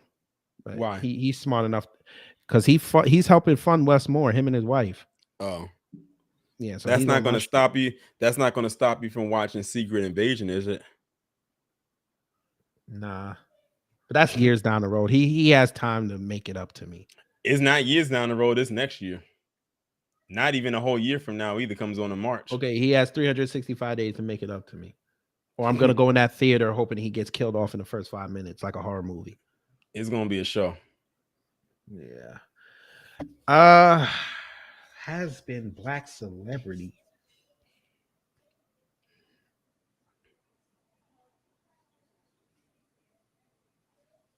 Damn, that's a good question. I just wish we can get. I wish we can get the Sambos out the paint like we did with Stacey Dash. That was probably one of the best. You know, she's trying to make a ever. comeback in that Corsica movie, right? She's trying to reinvent movie? herself. That Isaiah Washington movie about Bass Reeves. She's in that. I think she plays his wife. Oh God. They said she was pretty good in it. I'm trying to see if he could get on. If he could get it in Atlanta, because he just said he's going to do it in Louisville. I'm like, you might go to Atlanta. I'll do a review on it. Not the woman who went on and embarrassed herself at the Oscars talking about some happy Black History Month, like people knew who she was. I said, go sit down. And what you had on looked like you got it off the rack at Walmart. Like, go sit her down. Alone. She's been through a lot. She looked like she came out wearing a nightgown. Go sit down somewhere. She's a DV abuser. She's been through a lot. That one. Speaking of I keep telling people it's so sad because Stacey Dash at one point was heavily sought after. I don't know what happened in her life. Just like I don't know what happened to that kid coming down that slide. She went down that. Her most recent stunt was talking about she didn't know DMX had died, even though the man been dead for over a year. Yeah. Talk about out of tune and out of touch. Oh, by the way, folks, we got us a new Jodi Arias. She's up in Brooklyn. Oh, I thought you were about to say a new Jodi Arias movie. Oh, nah, they wouldn't do that. They tried. Don't you remember how they tried to hide that chick? Yeah, they wouldn't want to show her court case and everything. But the people got pissed. We saw the pictures, and she was up there looking cuckoo for Cocoa Puffs. Then, yeah, this woman drowned all 3 of her kids. Oh, that's not Jodi Arias. That's Susan Smith. They drive her car into the lake and then claim that she was having a mental breakdown. They let her off. No, Susan Smith was the one that drowned her kids in the tub, and they claimed a black man broke in and did it. Remember? Yeah, but this chick didn't. She didn't claim no black people this time. I'm glad people can see. Oh, this will make you happy too. Ben Crumb's getting sued. By who and for what? Donta Wright's Dante Wright family. Yeah, because he was running the fundraiser and he ran off with the bag and proceed. Yeah, they don't like the way he was running. We told people that he was an ambulance chaser for years. Like that's really all he does is he collects the money and he runs, much like Patrice con artist Colors in that $6 million house that she and her wife bought in Topanga, California, which I didn't even know a place in California called Topanga. I said the only Topanga I knew from Boy Meets World. Money up there, baby. You got to have money to live in Topanga. But yeah. What did Warnock do now? We're gonna save that for Twitter things. We're gonna save that. I don't want to shoot that load yet. Pause. All right, you know what, folks? Let's just get into it now. Let's just get into Twitter things now.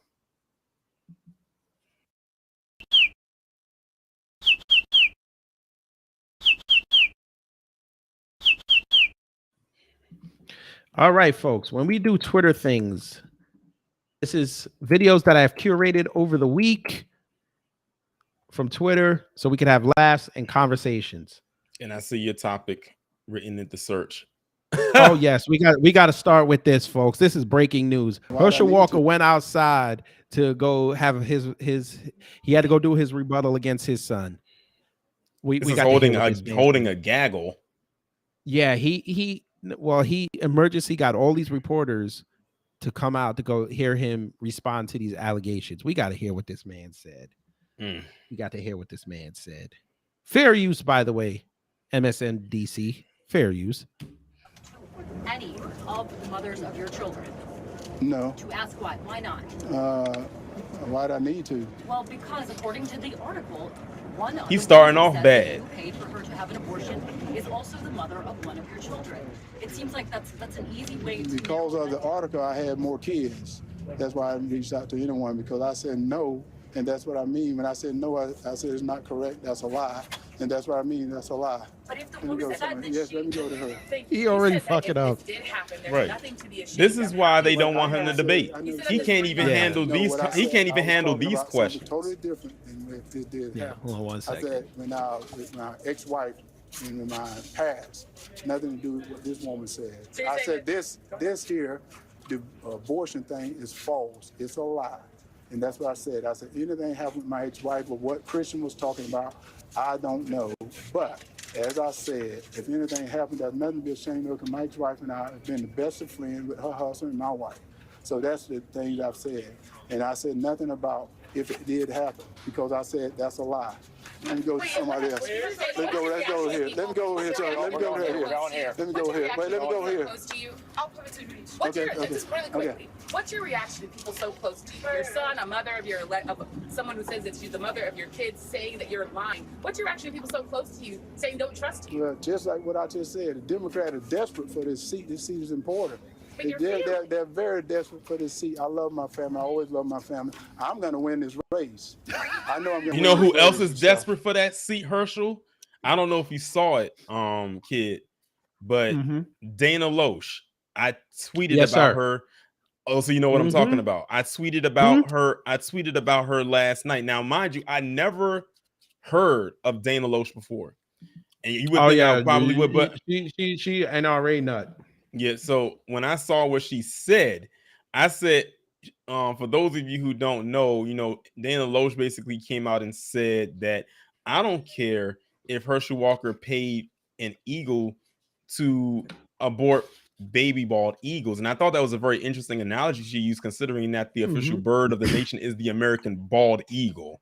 And then she said out of her mouth, I want the Senate. I said, these people be parading themselves around here claiming they so pro-life this and pro-life that, and they're really not. And they will undercut, they will cut your throat, they will stab you in the back, pull the rug from under you, throw you under the bus, throw you down a tunnel, anything, all at one time if they could. And if y'all don't remember, Richard Spencer said a few years ago that white supremacy isn't about fairness. It's about winning at all and at any cost. When she said that, that told you her mindset right there, but she's not the only one with that mindset. She was just the one bold enough to actually say it, which means they could care less what Herschel Walker, for them, what he allegedly did, even though there's more proof that he actually did than alleged.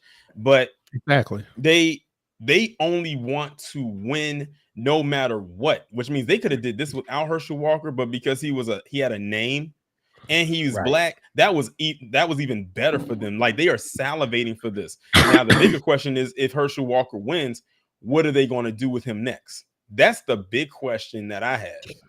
Well, he served for 6 years. I said this when he first ran. He's gonna win because white people look at him as the status quo. Georgia's gonna vote for this man, regardless of this. Of course. Okay, folks. I'm gonna educate you a little bit here. As dumb as he sounded just now,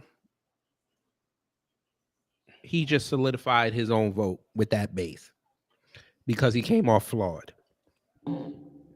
Yeah, he had to talk to the media and say what he said, he came off like a flawed individual, and that's one thing that people like in their politicians. They admit their flaws. Mm-hmm. He's going to win November 8th. But I'm going to need this fool to go get a new PR team. He didn't do this right. I don't know where the hell right. Wadley, Georgia is. I don't know where that is. He should have did this in Atlanta. Wadley, Georgia. He should have did this on Peachtree. He should have did this on Peachtree and 10th.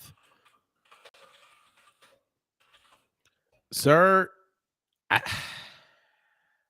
well, I'm looking at the demographics for Wadley, Georgia, and it's very predominantly black. It says it's 83.89% black and 13.83% of the city. Huh? That north or south of the city? That looks like the whole. That looks like the whole city. They said it's located in Jefferson County. That sounds south. I think that's southern. Yeah, that's south of Georgia.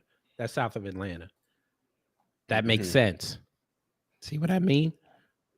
I still say he should have did it in Atlanta, but all right. Yeah, like the black population pretty much makes up the vast majority of that town. Okay, so all right, so you went to southern Georgia and you said that to black in a black town. Okay. I still say he needs a new PR team, but he's going to win. He's going to win. Exactly. See, Eric Johnson said it. They love their heroes. They love their heroes. And Trump loves him. So there you go. After all, didn't he call Trump his daddy? Mm-hmm.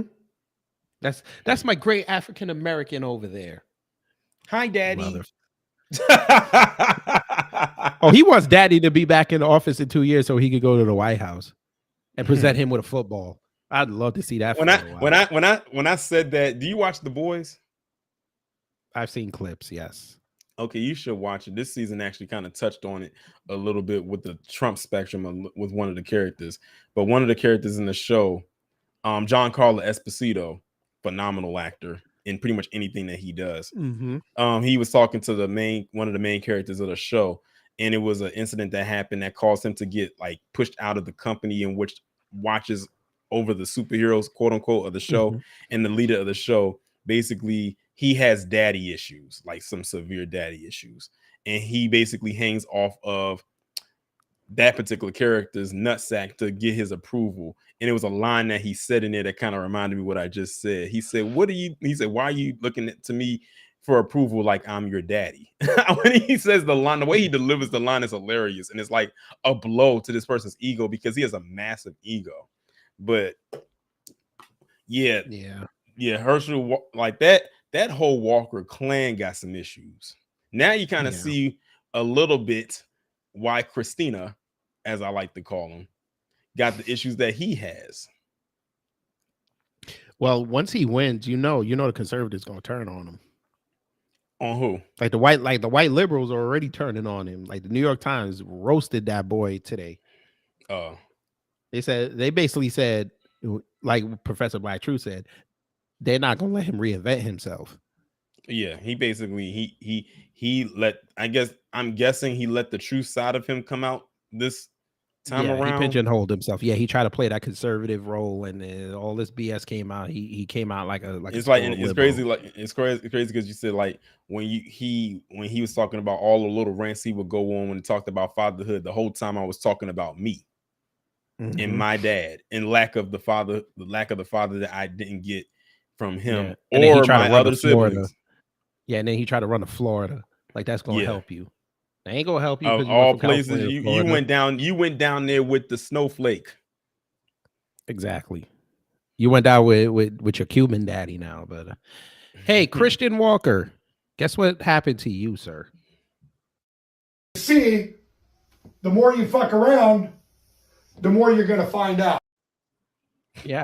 New York Times don't. Nah, they ain't calling you up for no exclusive interview. They just said we gonna.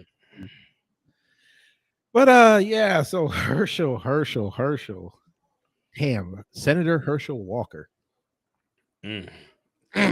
has a very interesting ring to it. That's how Christian looked after he read that New York Times article. God.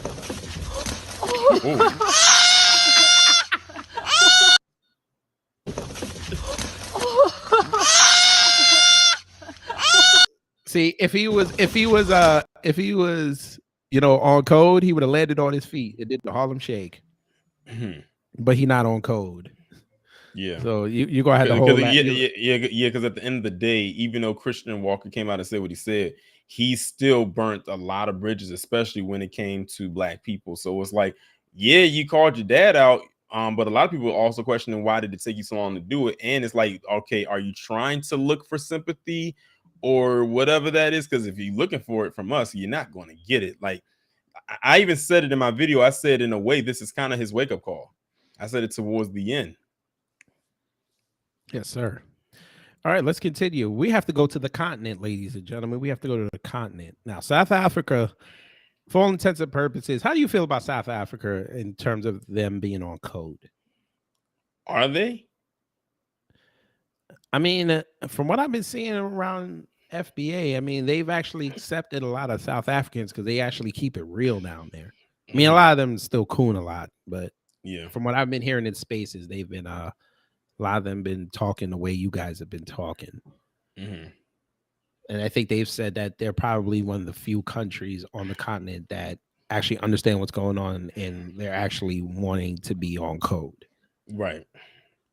I mean, as long as, if they have to prove, they have to more than enough proof. All you got to do is ask the question, what is your stance on reparations for foundational Black Americans? As far as I'm concerned, that is the general question, the gold standard question. That's that's like the gold standard question to ask nowadays is, what is your take on reparations? And if it is not the answer that we want, then you are off code. We know for certain who not to ask, because we really don't care what they think. We already know what they think. But when it comes to asking like other Black people in the diaspora, shoot, even other FBA, because a lot of them are off code too.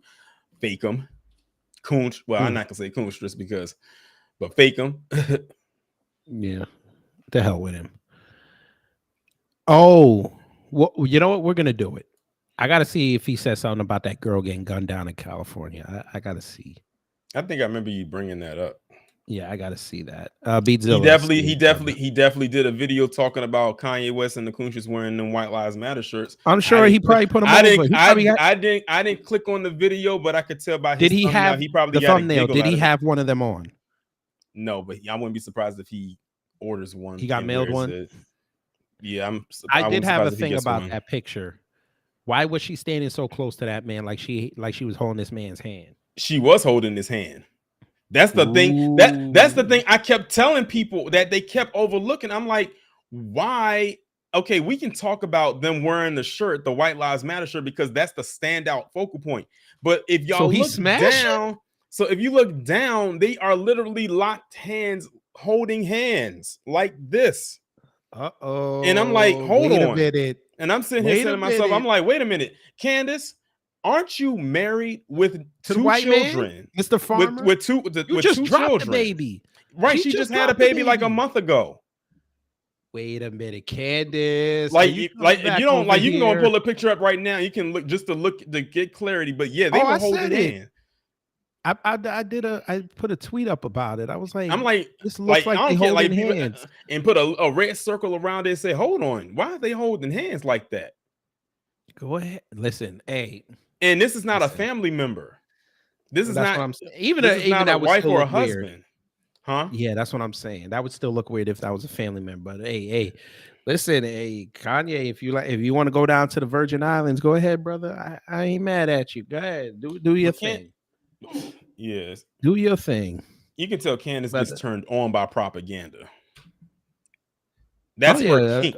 That is probably her kink. Could you imagine the stuff she probably says when she's having sex with her husband? I don't want to know. I want to know what the South African said about these vehicles in Zambia. Let's talk. Let's hear what he said. This nigga's a whole general. Look at this. This nigga look like he doing cosplay for Idi Amin Dada.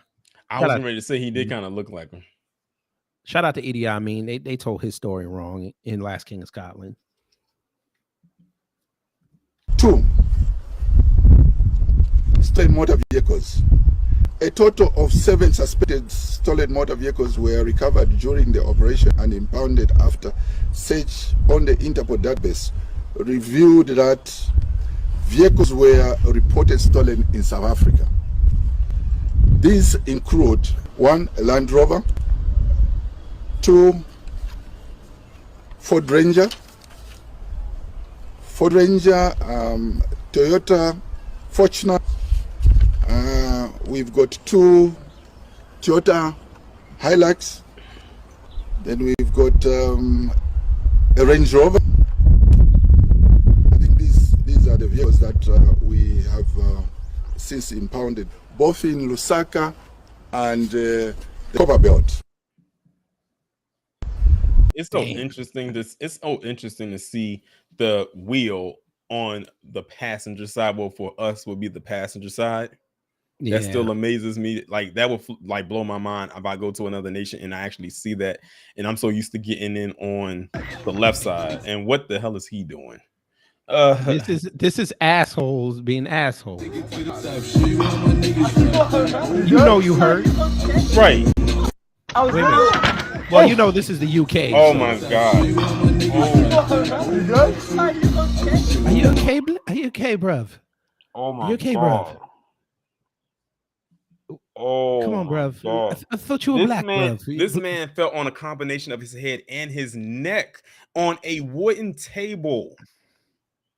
Don't you just love I know something had to have popped. Yeah. Why is Nance Hall trending? Oh God. Why are y'all trending? No, I'm good. All right. Whatever.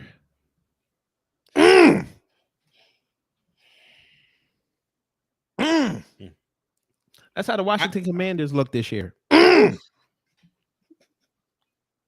don't care. I'm not a fan of the team. Say less. All right, let's see. Dude, okay, folk. Here we go. So Brian Kemp put this up yesterday, folk. He was in the city. I had a great morning in Atlanta with Shelley Winter, #1. That's another Trumper.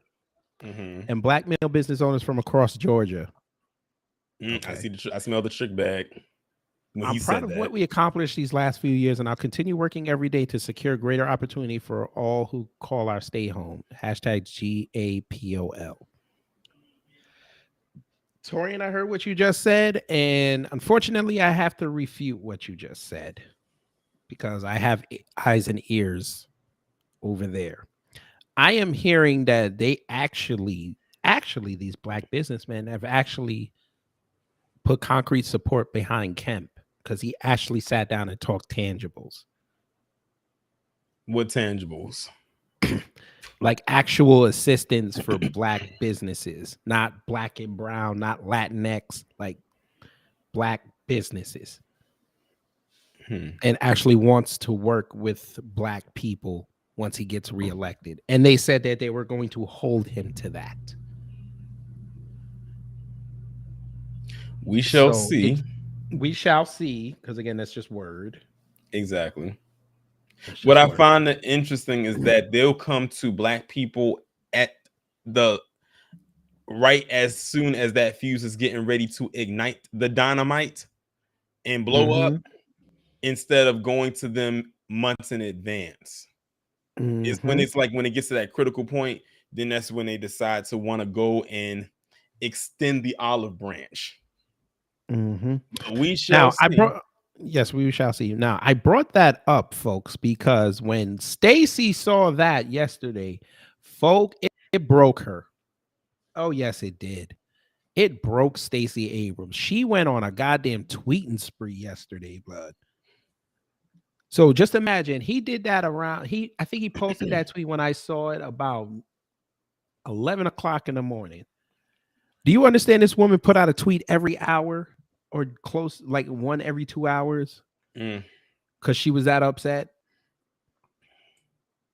Well, Stacey, how do you think? Well, I can't say we because I'm not in Georgia, but how do you think the black men in Georgia felt when you told them that you just wanted them to vote for you just because? Like the only way you'll win is if black men vote for you. Like so that's not this offering is where it started. anything.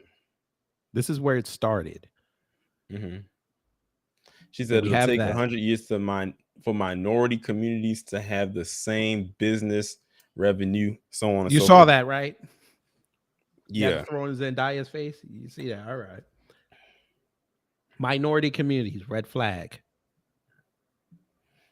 Just like I think you had posted or did a video where you was playing something where she was asked that same question that Kamala the Chameleon was asked, but I think she was asked before Kamala was about reparations for black people, and she mentioned Native Americans. Huh? That was with the rot back in 2019. Okay. Yeah. It looked older, but when she said Native Americans, like no, Black Americans, foundational Black Americans, not Native Americans. And she threw that in there as well. I'm like, it's like it's almost illegal to say the word black or do something for black people or see black people in a positive light. It's like I said, it's almost written in the small print or in invisible ink to say anything positive about black people. Somebody asked, she said, we're 34 days away from destiny. So somebody said, what's your backup plan? Oh, because they said, oh, here's the video. Y'all got to see this. Very affirmative statement to make. But I didn't lose. I got the votes. But we won't know exactly how many because of how they cheated. I did win my election. I just didn't get to have the job. We were robbed of an election. Using the word rigged, using the word steal. Do you think it's... Okay, folk, I ain't going to hold you. Now, who's ever watched... Now, Torian, you remember the show Amen? That's probably before your time. Yeah, I remember. I remember that show. It's before. Okay, you remember one of the sisters? I remember it. You remember one of the sisters? You remember the fatter one, Roz Ryan? Yeah. Does she not look like Roz Ryan? Wow, she does look like her. She does look like her. Okay, like same skin tone. This woman, same I have face. a deep-seated hatred for this woman. Who is that? Michi Alcindor. I have a deep-rooted hatred for this woman. She used to be on PBS and now she's over at MSNBC. She's one of them mammies. Oh, you know who she kind of look like? She's trying to be the black female Jim Acosta. You know who she looks like? A more light-skinned version of Professor Crunk. Oh yeah. She went on a tweeting spree yesterday too, talking about black men again. Miss, I gained weight because of Trump. Look, are you serious? No, the funniest tweet I saw, but their thing got deleted. Their account got deleted. They said, "Man, we have pictures of you in 2010 when Obama was in office, and you were still the same way." Exactly. So please, food deserts, and you live in Harlem, so don't tell me nothing. You live in Harlem. You can walk to Whole Foods. Harlem was gentrified by then. Don't give me that. But let's see what else Stacey said. It's dangerous going into 2020. I don't, because we can actually back it up. And so in response to what I believe... Yeah, she went to the National Action Network. I was going to say that. We know who's over that. I spent the interim 10 days between the election and my non-concession day, as we Another call it. suspected Jamaican. In fact, someone outside asked if I'm ever going to concede. The answer is no. It was not a free and fair election. I think the election was... It's funny that she said, I'm not going to concede the 2018 election, but she was sitting there yelling at Trump for not conceding the 2020 election. And she still lost. And she's going to stolen lose from the this people one of Georgia. I believe it was stolen from the voters. I just said it can't happen again. Thousands of Georgians had their voices stolen because they were not able to cast ballots, and they cannot be guaranteed that their votes will be counted in 2020. She's sitting up there with Saturn rings. Okay, folks. Unfortunately, Stacey, you dum-dum, I don't know who's on your press team or who does your research, but this state had record voter registration for the primaries. So how's that gonna work? By the way, if you look up the numbers, black people are the second largest electorate in this state behind white folk. So where's this voter suppression again? By the way, for those in Georgia, early voting starts October 17th. That's what's that next week? Well, not That's Sunday, next, right? That's next. Yeah, Monday. Next Sunday. Okay. Yeah, they Sunday, do Saturday down here. They do Okay. Saturday down here. So yeah. Right? No. 7, 8. No, that's Monday. No, Monday. It's Monday. Right. Next Monday. I'm about to say Sunday doesn't seem right. After all, Chick-fil-A is no, closed because it this can month. be. Yeah, it's next Sunday. Chick-fil-A is closed on Sunday, and I'm sure that Stacey is very upset about that. Shit. It's just funny every time somebody puts up a petition to have Chick-fil-A open on Sundays. They're like, you do know it's a private business. Right. But anyway, continue. By the way, she is a suspected Jamaican. We're still looking. The nose gives it away. But continue. I said that the election was stolen from the Georgia voters. If it looks like it's cheating, it probably is. If it looks like it's rigged, it probably is. You mean like the suitcases in Fulton County in 2020? But I'm not going to talk about that no more. Process that took place during the legislative cycle was one that did not countenance and did not pay attention to the deep and real concerns of those who watched this election be stolen in the state of Georgia. It was stolen from the voters of Georgia. We do not know what they would have done because not every eligible Georgian was permitted to participate fully in the election. Yes, it was. My dad hates Ted. Okay. My screen is kind of blurry. I don't know why. It's my camera. My camera likes to play focus games from time to time. I don't know why. I might have to put the table back a little bit more. But yeah, that's Stacey. And couple this with the fact, family, that she also ran outside and said voter suppression up until the 2020 election. Then they won. And then she went on TV 6 months later and said that she never said it. So yeah, take that with a grain of salt. I bet you she could remember what she ate last week. Shit. I don't know. She moving a little too much. I don't know. Don't know. But yeah, folks, she was look at this. There you go. Black men deserve leadership. Why are you showing old men? Serves them and believes in them. Read about my black. We read your black men's agenda, and it wasn't an agenda for black men. Thank you. But I just love how your photo for that is old black men. Right. They don't have that much time left. You put this up, but you exploit the younger black men that you know damn well aren't gonna have that much of a leg to stand on in this state. But go ahead. I'll let you tell it. I'll let you tell the story, Stacey. You got it. Right. But yeah, Brian Kemp broke her yesterday. She was so pissed. All right, let's continue. Yeah. Let's see what crazy white people. All right, I suck dick for cock. Suck dick for cock. cock. What are you doing, tech job? Hey. Oh, hey, they're degenerates. Pressing charges. Hey, you attacked a disabled trans people person. I thought that person had a rather deep voice. Come and get me, bitch. You faggot. Come and Hey, the language. Wait a minute. Okay. A whole lot was going on in that really short video. I thought something was kind of off. I thought something was kind of off with their voice. And then they said you were attacking trans people. I was like, oh, that's a whole dude. And then they pushed him out of the wheelchair. And then you saw how they was hopping around. Yeah. Let's de-cleanse, folks. Oh, I love you. I ain't even in the gospel music, but oh boy, get some. And that's a little boy doing that. Yes, sir. Oh, I love you.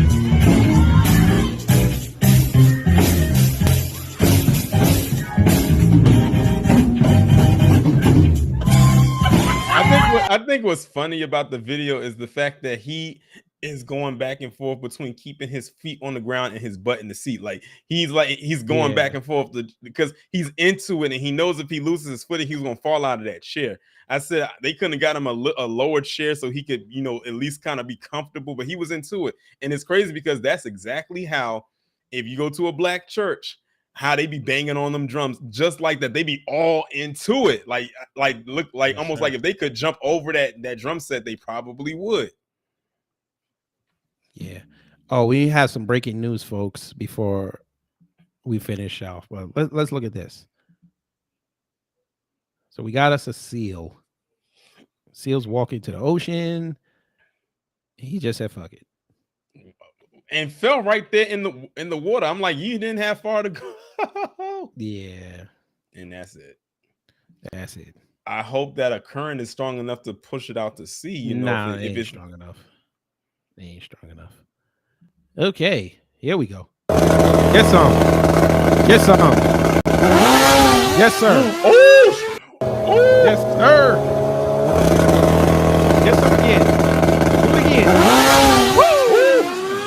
I mean, that the way right he went to flew the great back beyond, like boy. The way he flew back like that is crazy. Yes, sir. Hey, we have exclusive video of bootlickers. Would you like to see some bootlickers? We have exclusive video. I haven't eaten. Well, I have eaten, but I haven't eaten like in a couple hours.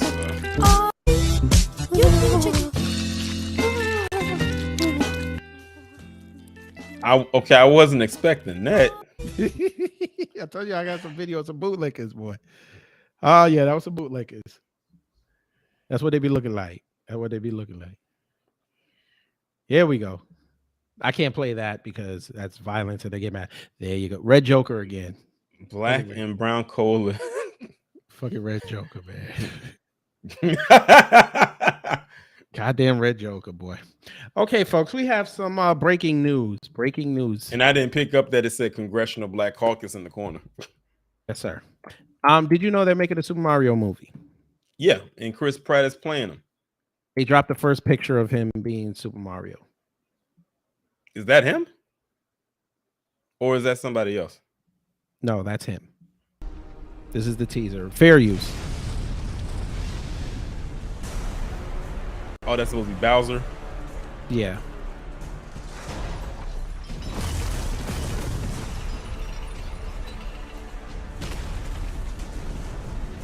All right, they're actually taking it to a dark area. Behold, the king of the Koopas. All right, Bowser looks okay. Bowser looks official. Yeah, I know that they said this is gonna be like animation. Yeah, but hey, listen, I just want to hear Chris Pratt's voice. Open the gates. This is fair use. I'm probably gonna have to cut this out after they Why they look like the Twitter bird. Yeah. Snowballs ain't gonna do it. All right, that worked. That is but a taste of our fury. Do you yield? Why does he sound like Keith David? I do. Could be him. That would be kind of cool. And why these turtles have no shells? Okay, now I see. I finally found it. Now who's gonna stop me?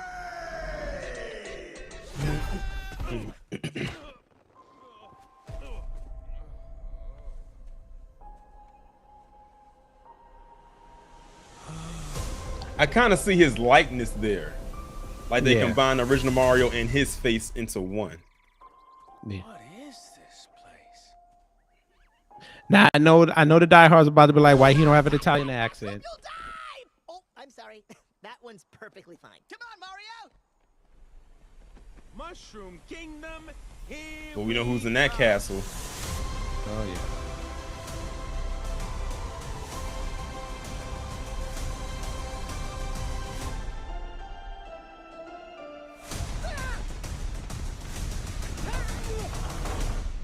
All right, nice. Yeah, I'm definitely. But he has to do at least one time in the movie he has to do, "It's me, Mario." I need to hear Oh, that he's, at least. no, he's gonna do it. He's gonna do it. He has to do that at least one time in the movie. Okay, I'm just predicting this now. One of the post credits, you're gonna see Yoshi. You know what's so crazy? You know what it is? They are trying to ride the wave of the success of the Sonic movies. You know, because when it comes to like video game movies, a lot of video games to movies, a lot of them don't translate very well.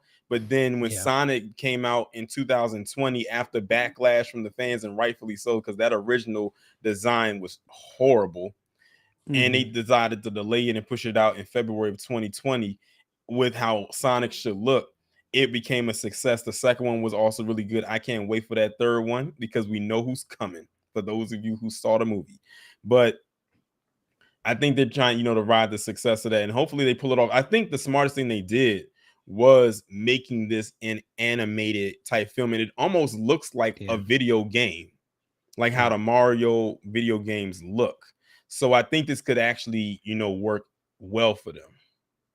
Oh, you didn't want to see another live action with John Leguizamo showing up? No. Listen, that should not have happened.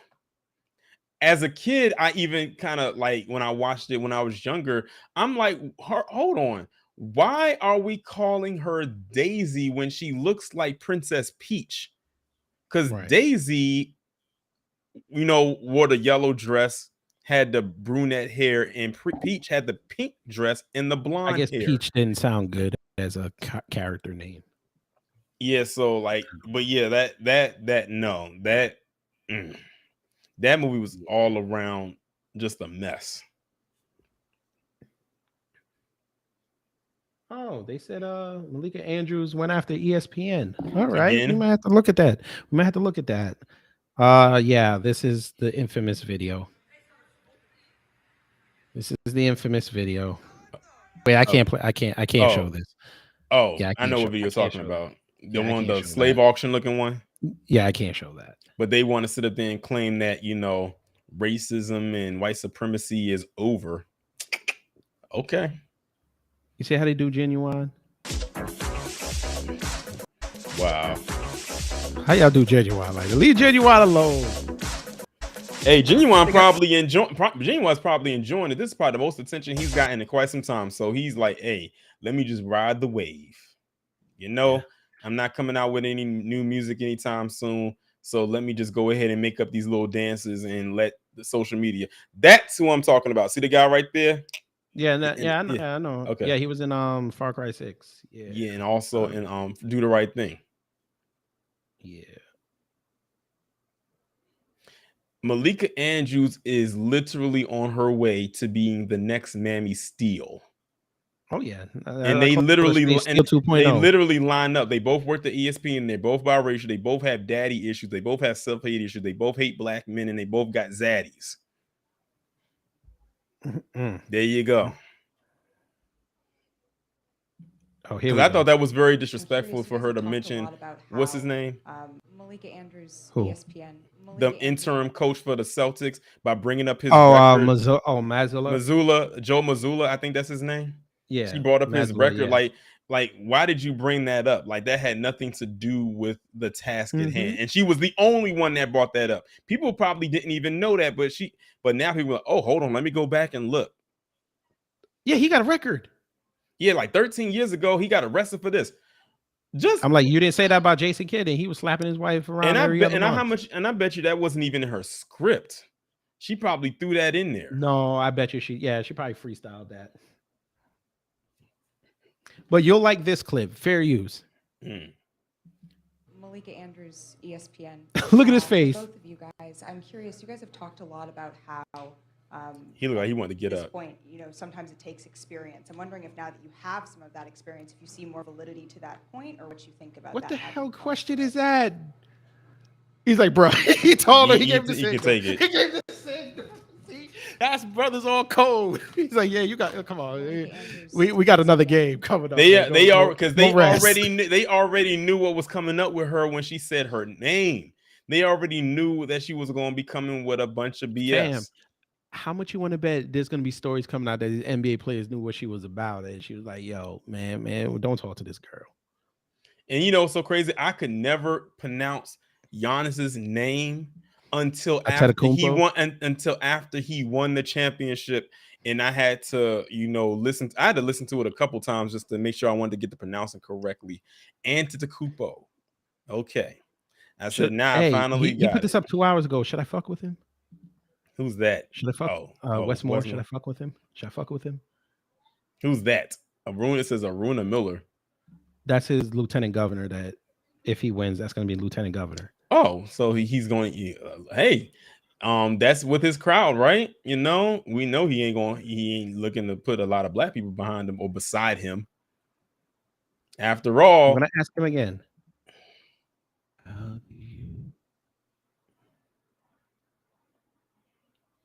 That question gonna keep coming up more and more until we get the response we want. Yes, sir. But he gonna say this ain't the main one. So, yeah. These people are funny. They're so funny. Yeah, Malika Andrews. Yeah, she gotta go, son. She gotta go. Maybe she'll be gone by this year. You never know, because Stephen A got some pull over there. Exactly. Mm-hmm. And I know he was happy as hell that he schooled her and he didn't get suspended. Right. Uh-oh.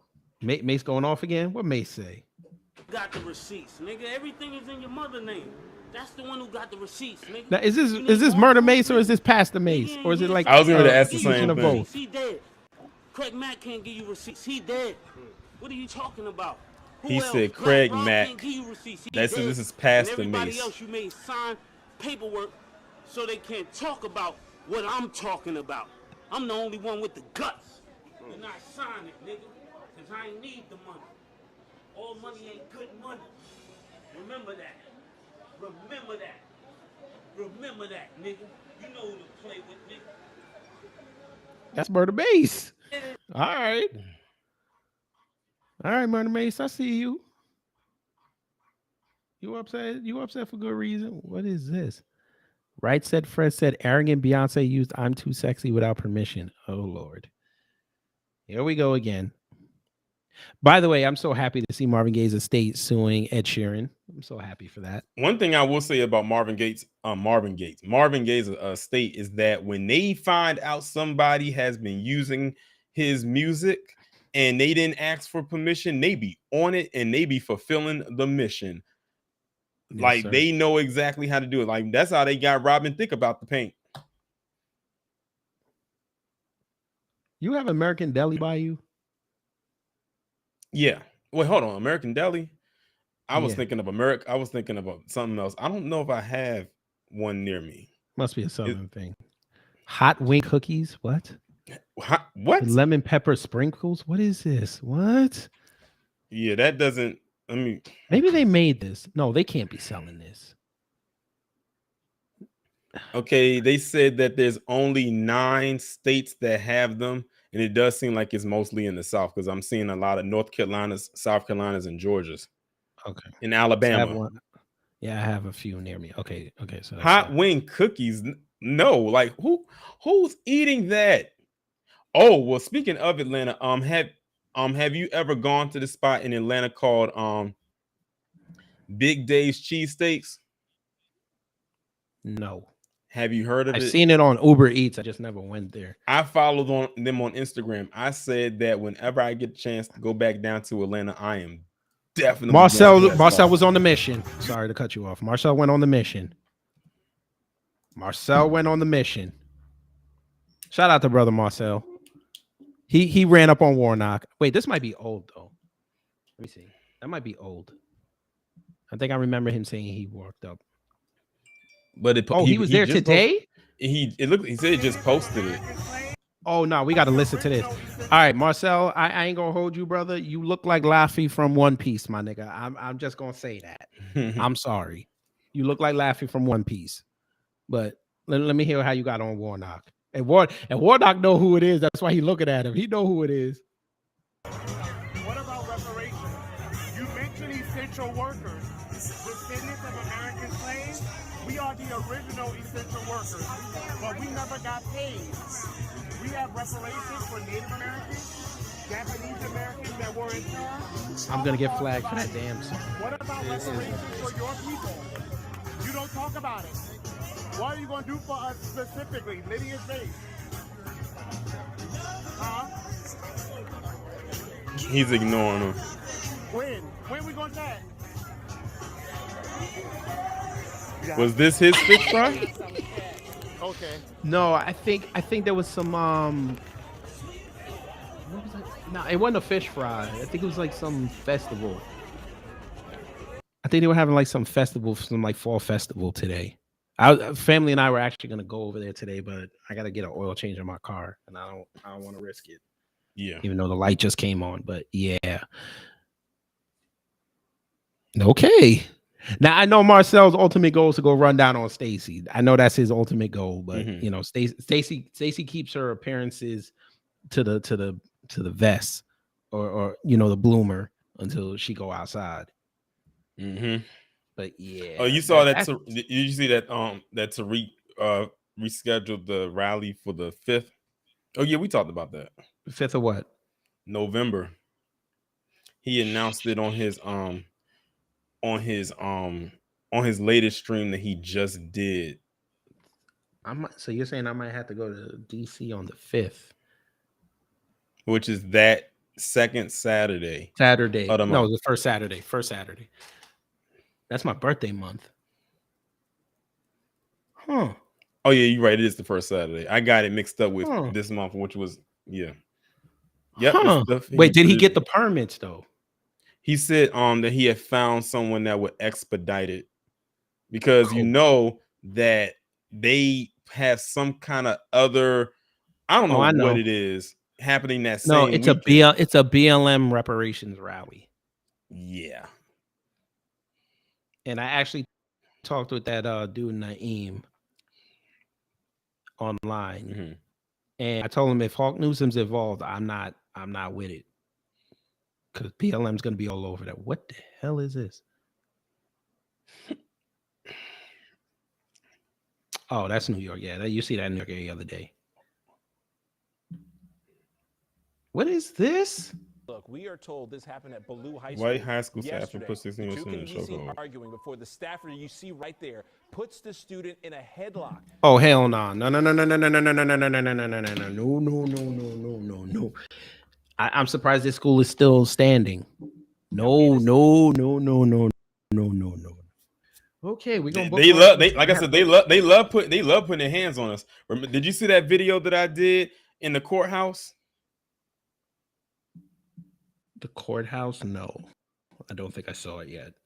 It was one that I did. It was a black family that just found out the verdict of a person that took out their sister. He got like a slap on the wrist, and the brother went off in the courtroom, and they was taking him out of the courtroom.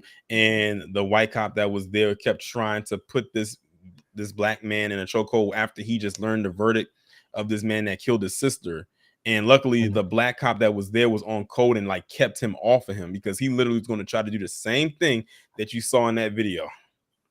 Yeah, I'm gonna check it out after this is over. That's a nice dog. Why the hell is it? How is your dog not on a leash?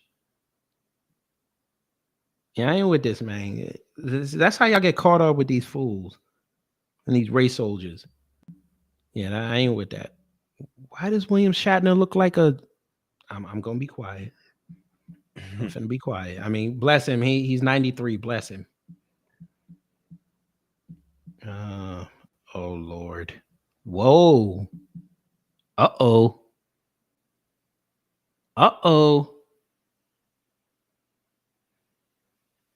Really? So all this money we pay for taxes and keep these people safe, and their American-made car is having problems?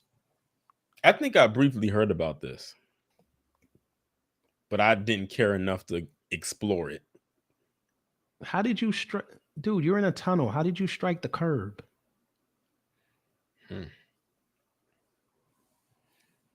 Maybe one of the people driving was the one on her lawn. Shh. Listen, from you going to an illegal immigrant into the Secret Service, that's a hell of a jump.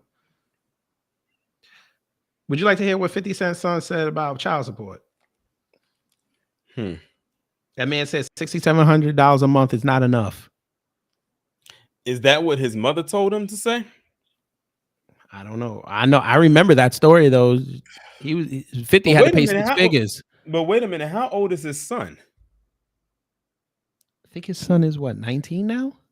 Yeah, because I'm like, his son is definitely not a minor. I know. No, their case, he has to keep paying child support till 21. I know that. Yeah. But I remember that case.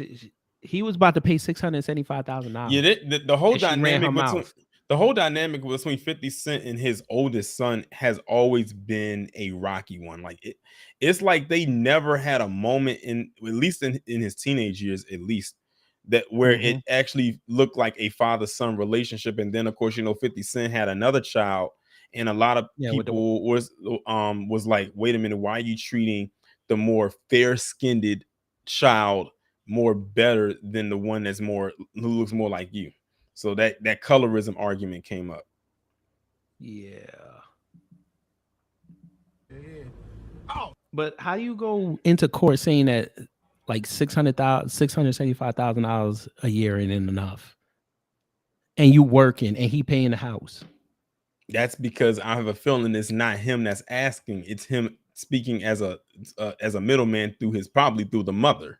No, I'm saying no. When he first got the deal, and she put him on child support, she was prepared to get $675,000, and she was a nurse making 6 figures, and she ran in there and said that ain't enough. So the judge said, "All right, this is what we finna do. You gonna get $67,500 for the year."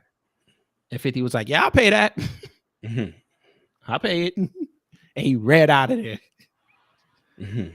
She probably was crying in her handkerchief. Come on, God. Oh yeah, she fumbled the bag. Be so fucking dumb. I can't even go, bro. Just go. Get the fuck out the way. Look at this motherfucker, man. Call it. I'm gonna wreck my fucking. I don't know what squirrels in real life actually do that, but when I'm driving, they run out the way and stay out the way. I want to know where he got the suit from, and do they make it in Coons? Because I could do many a video with that. Oh, one of your videos is about to start playing. Yeah. Really? The one about Jody, the hot sauce. The one about Jody Green. Yeah. This nigga he pulling the hot sauce. Hit him with the skip to mom. Bro, go, bro. You go. I'm trying to go. You in the goddamn way. Look, you go this way. I'm gonna go that way. I would love to be one of their neighbors that look outside and see them doing this. Oh shit! Look at this damn squirrel. Yeah. Come on, God. Maybe I should have asked the squirrel how he feels about reparations. Oh, Brittany Cooper ran her mouth again. And we were just talking about her. Yeah, okay. Vote Warnock, vote Abrams, vote Kemp out, say hell no Herschel. GOP ain't doing shit for black men, but offering up Herschel Walker as their ideal black masculinity, and our ancestors definitely didn't die for this. Y'all know that dude is ridiculous. Shut him down. Okay, I'm going to be nice. Fat Broad, you are in New York. Okay? Right. You have no control over it. You have no control over this. Just like I don't. I may rag on Eric Adams, but I ain't going to go out there and tell black people how to vote. The Joe Biden in New York. I said people should have been hip to him when he said that. I will never should have been hip to him when he was Brooklyn Borough president, but they didn't want to vote for the white man because they say he racist. Okay. All right. Yeah, and you got. Oh, somebody asked the right question. In what way? I'm curious. Let's see what they said. Because they are Democrats and aren't telling us the truth about the party, just towing the line, maintaining status quo, black man in America, and holding my right to choose and or have any type of feelings they don't agree with as a black man hostage. All right. You said it. Okay. You got it. Of course.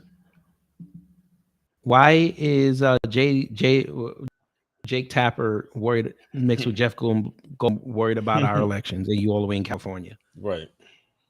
Worry about Newsom, sir. Yeah, that's the thing. You know what? I'm going to say something that Torian's going to say. You might be out of line. I would rather Herschel Walker than Maxine Waters. To get a cheap laugh? No, as a representative. I would rather. That's a no-win Because at least situation. I know where Herschel stands. He stands with Whitey. I know how to deal with him. Maxine be talking like she for black folks, but then she'll run black folks off the street because they're homeless. Yeah, that was real tacky on her part. They was like, go home. They was like, we ain't got no home to go to. Well, you ain't staying here. Get out. And then she chuckled after they said it in their face. Oh wow. So yeah, I gotta try to see if Professor Crumple blocked me. I gotta get to that. Ooh, wait a minute. No.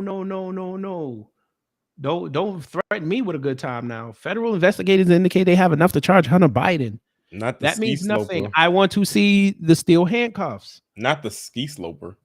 That's my yeah, the ski that's sloper. that's my nickname for him. I love to give out nicknames, and that's mine for him. It's ski sloping. I love how they use this normal ass picture. Yeah, like where's all them other ones where he's like, well, I'm not going to demonstrate it on here, but ski sloping. Or like that one where he, was on, on that webcam. Wait a minute. They're gonna arrest him for tax on a gun purchase.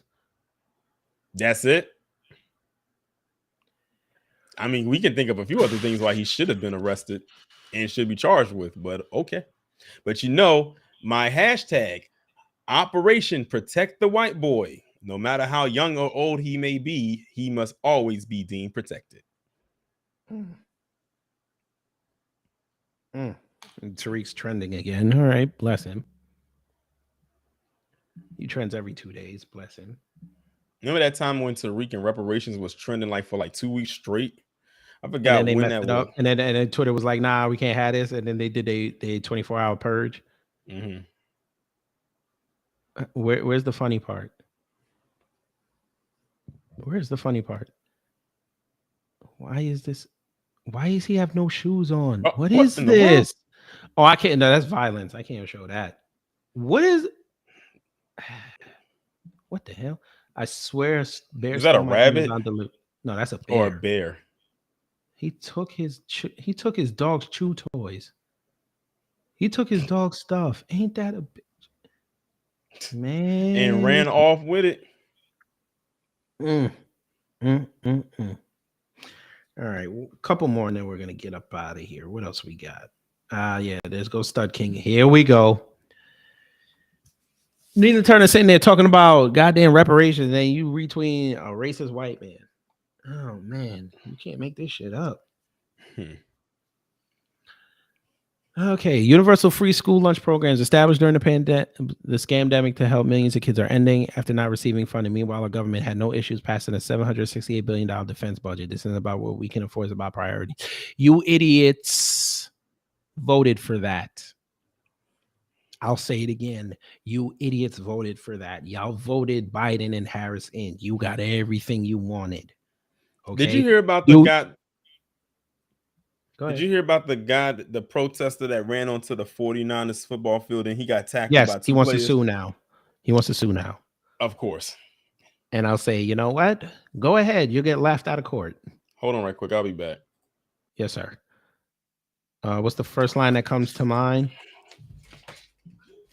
First line that comes to mind is CMB, we all we got.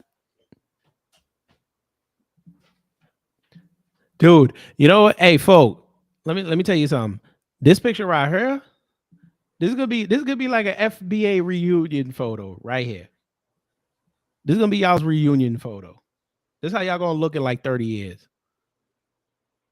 This is a post reparations photo. This is gonna be like, this is the day when our first checks dropped. We had to get dressed up for the occasion. That, or you say, I'm going to tell my kids, my future grandkids, this was the new Panthers.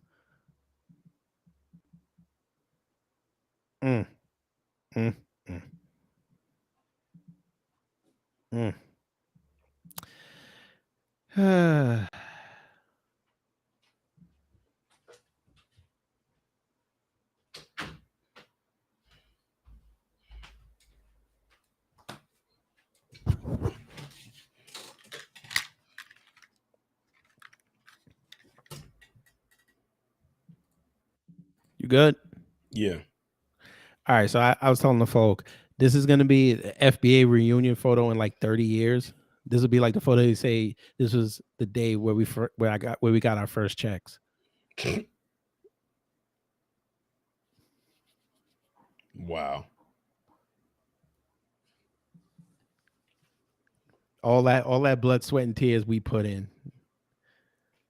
And then the government boss didn't like it.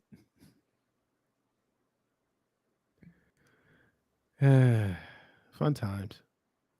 This is what a time to be alive, right? Right. All right. There was one other thing I wanted to show you. Yes, here it is. Here it is. Now, folk, I want y'all to look at this photo, folk. Look at this photo.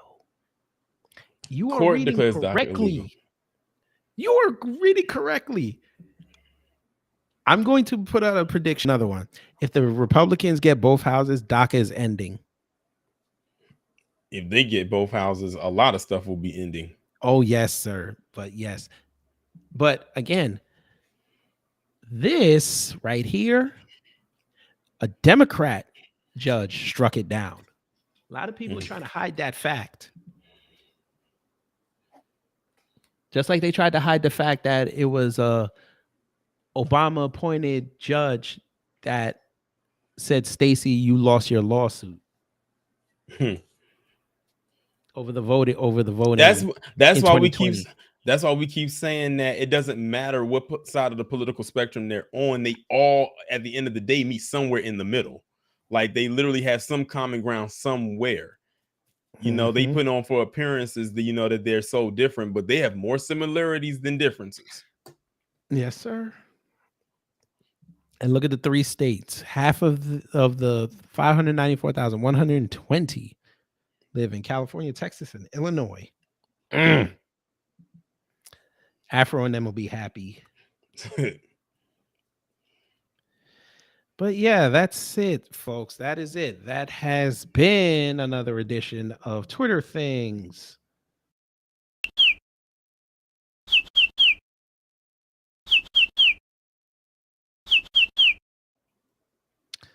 Yes, sir. And madams. We gave the coos the blues. Oh my fucking God.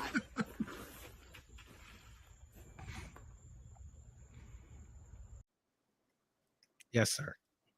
But yes.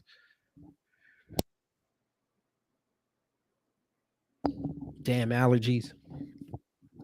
I think this surgery that opened my allergies up again. Damn it. Bless you. Oh. I think this is like the 9th time today I sneezed. Wow. Right. I think I'm good now. Yes, we are good. And for all intents and purposes, who don't know that that's Zesty Nigga. Saucy Santana. All right. All right, folks. We're gonna get up out of here. Taurean, thank you so much for joining me on Talkz. No problem. I'm glad I was able to come on. Yes, sir. I'm looking forward to your live stream tomorrow. How you gonna go in? Yeah, I have a few things we will be discussing. One of them you just put up on the screen. So yes, sir. That's definitely going to be a topic of discussion for sure. Yes, sir. And yes, it's been fun. It was very much fun. Very much fun. So for those who are not initiated with you, just tell them where they can find you, and then we'll get up out of here. All right. For those of you who are unaware, you can find me here on YouTube, Taurean Reign Reloaded. Also on Twitter at Taurean Reign Reloaded. I think that's the same. It's the same name. And on Instagram, it's Taurean_Reign. Cool, cool. All right, folks. Oh, by the way, for Joe Biden, we always got to do it. Insult to my existence. Got to do it. All right, folks. Take care. Stay safe out there. Enjoy the weather as it continues to get colder. Right. And the other hemisphere starts to warm up. Bless them. But you know what to do when you see a white supremacist outside.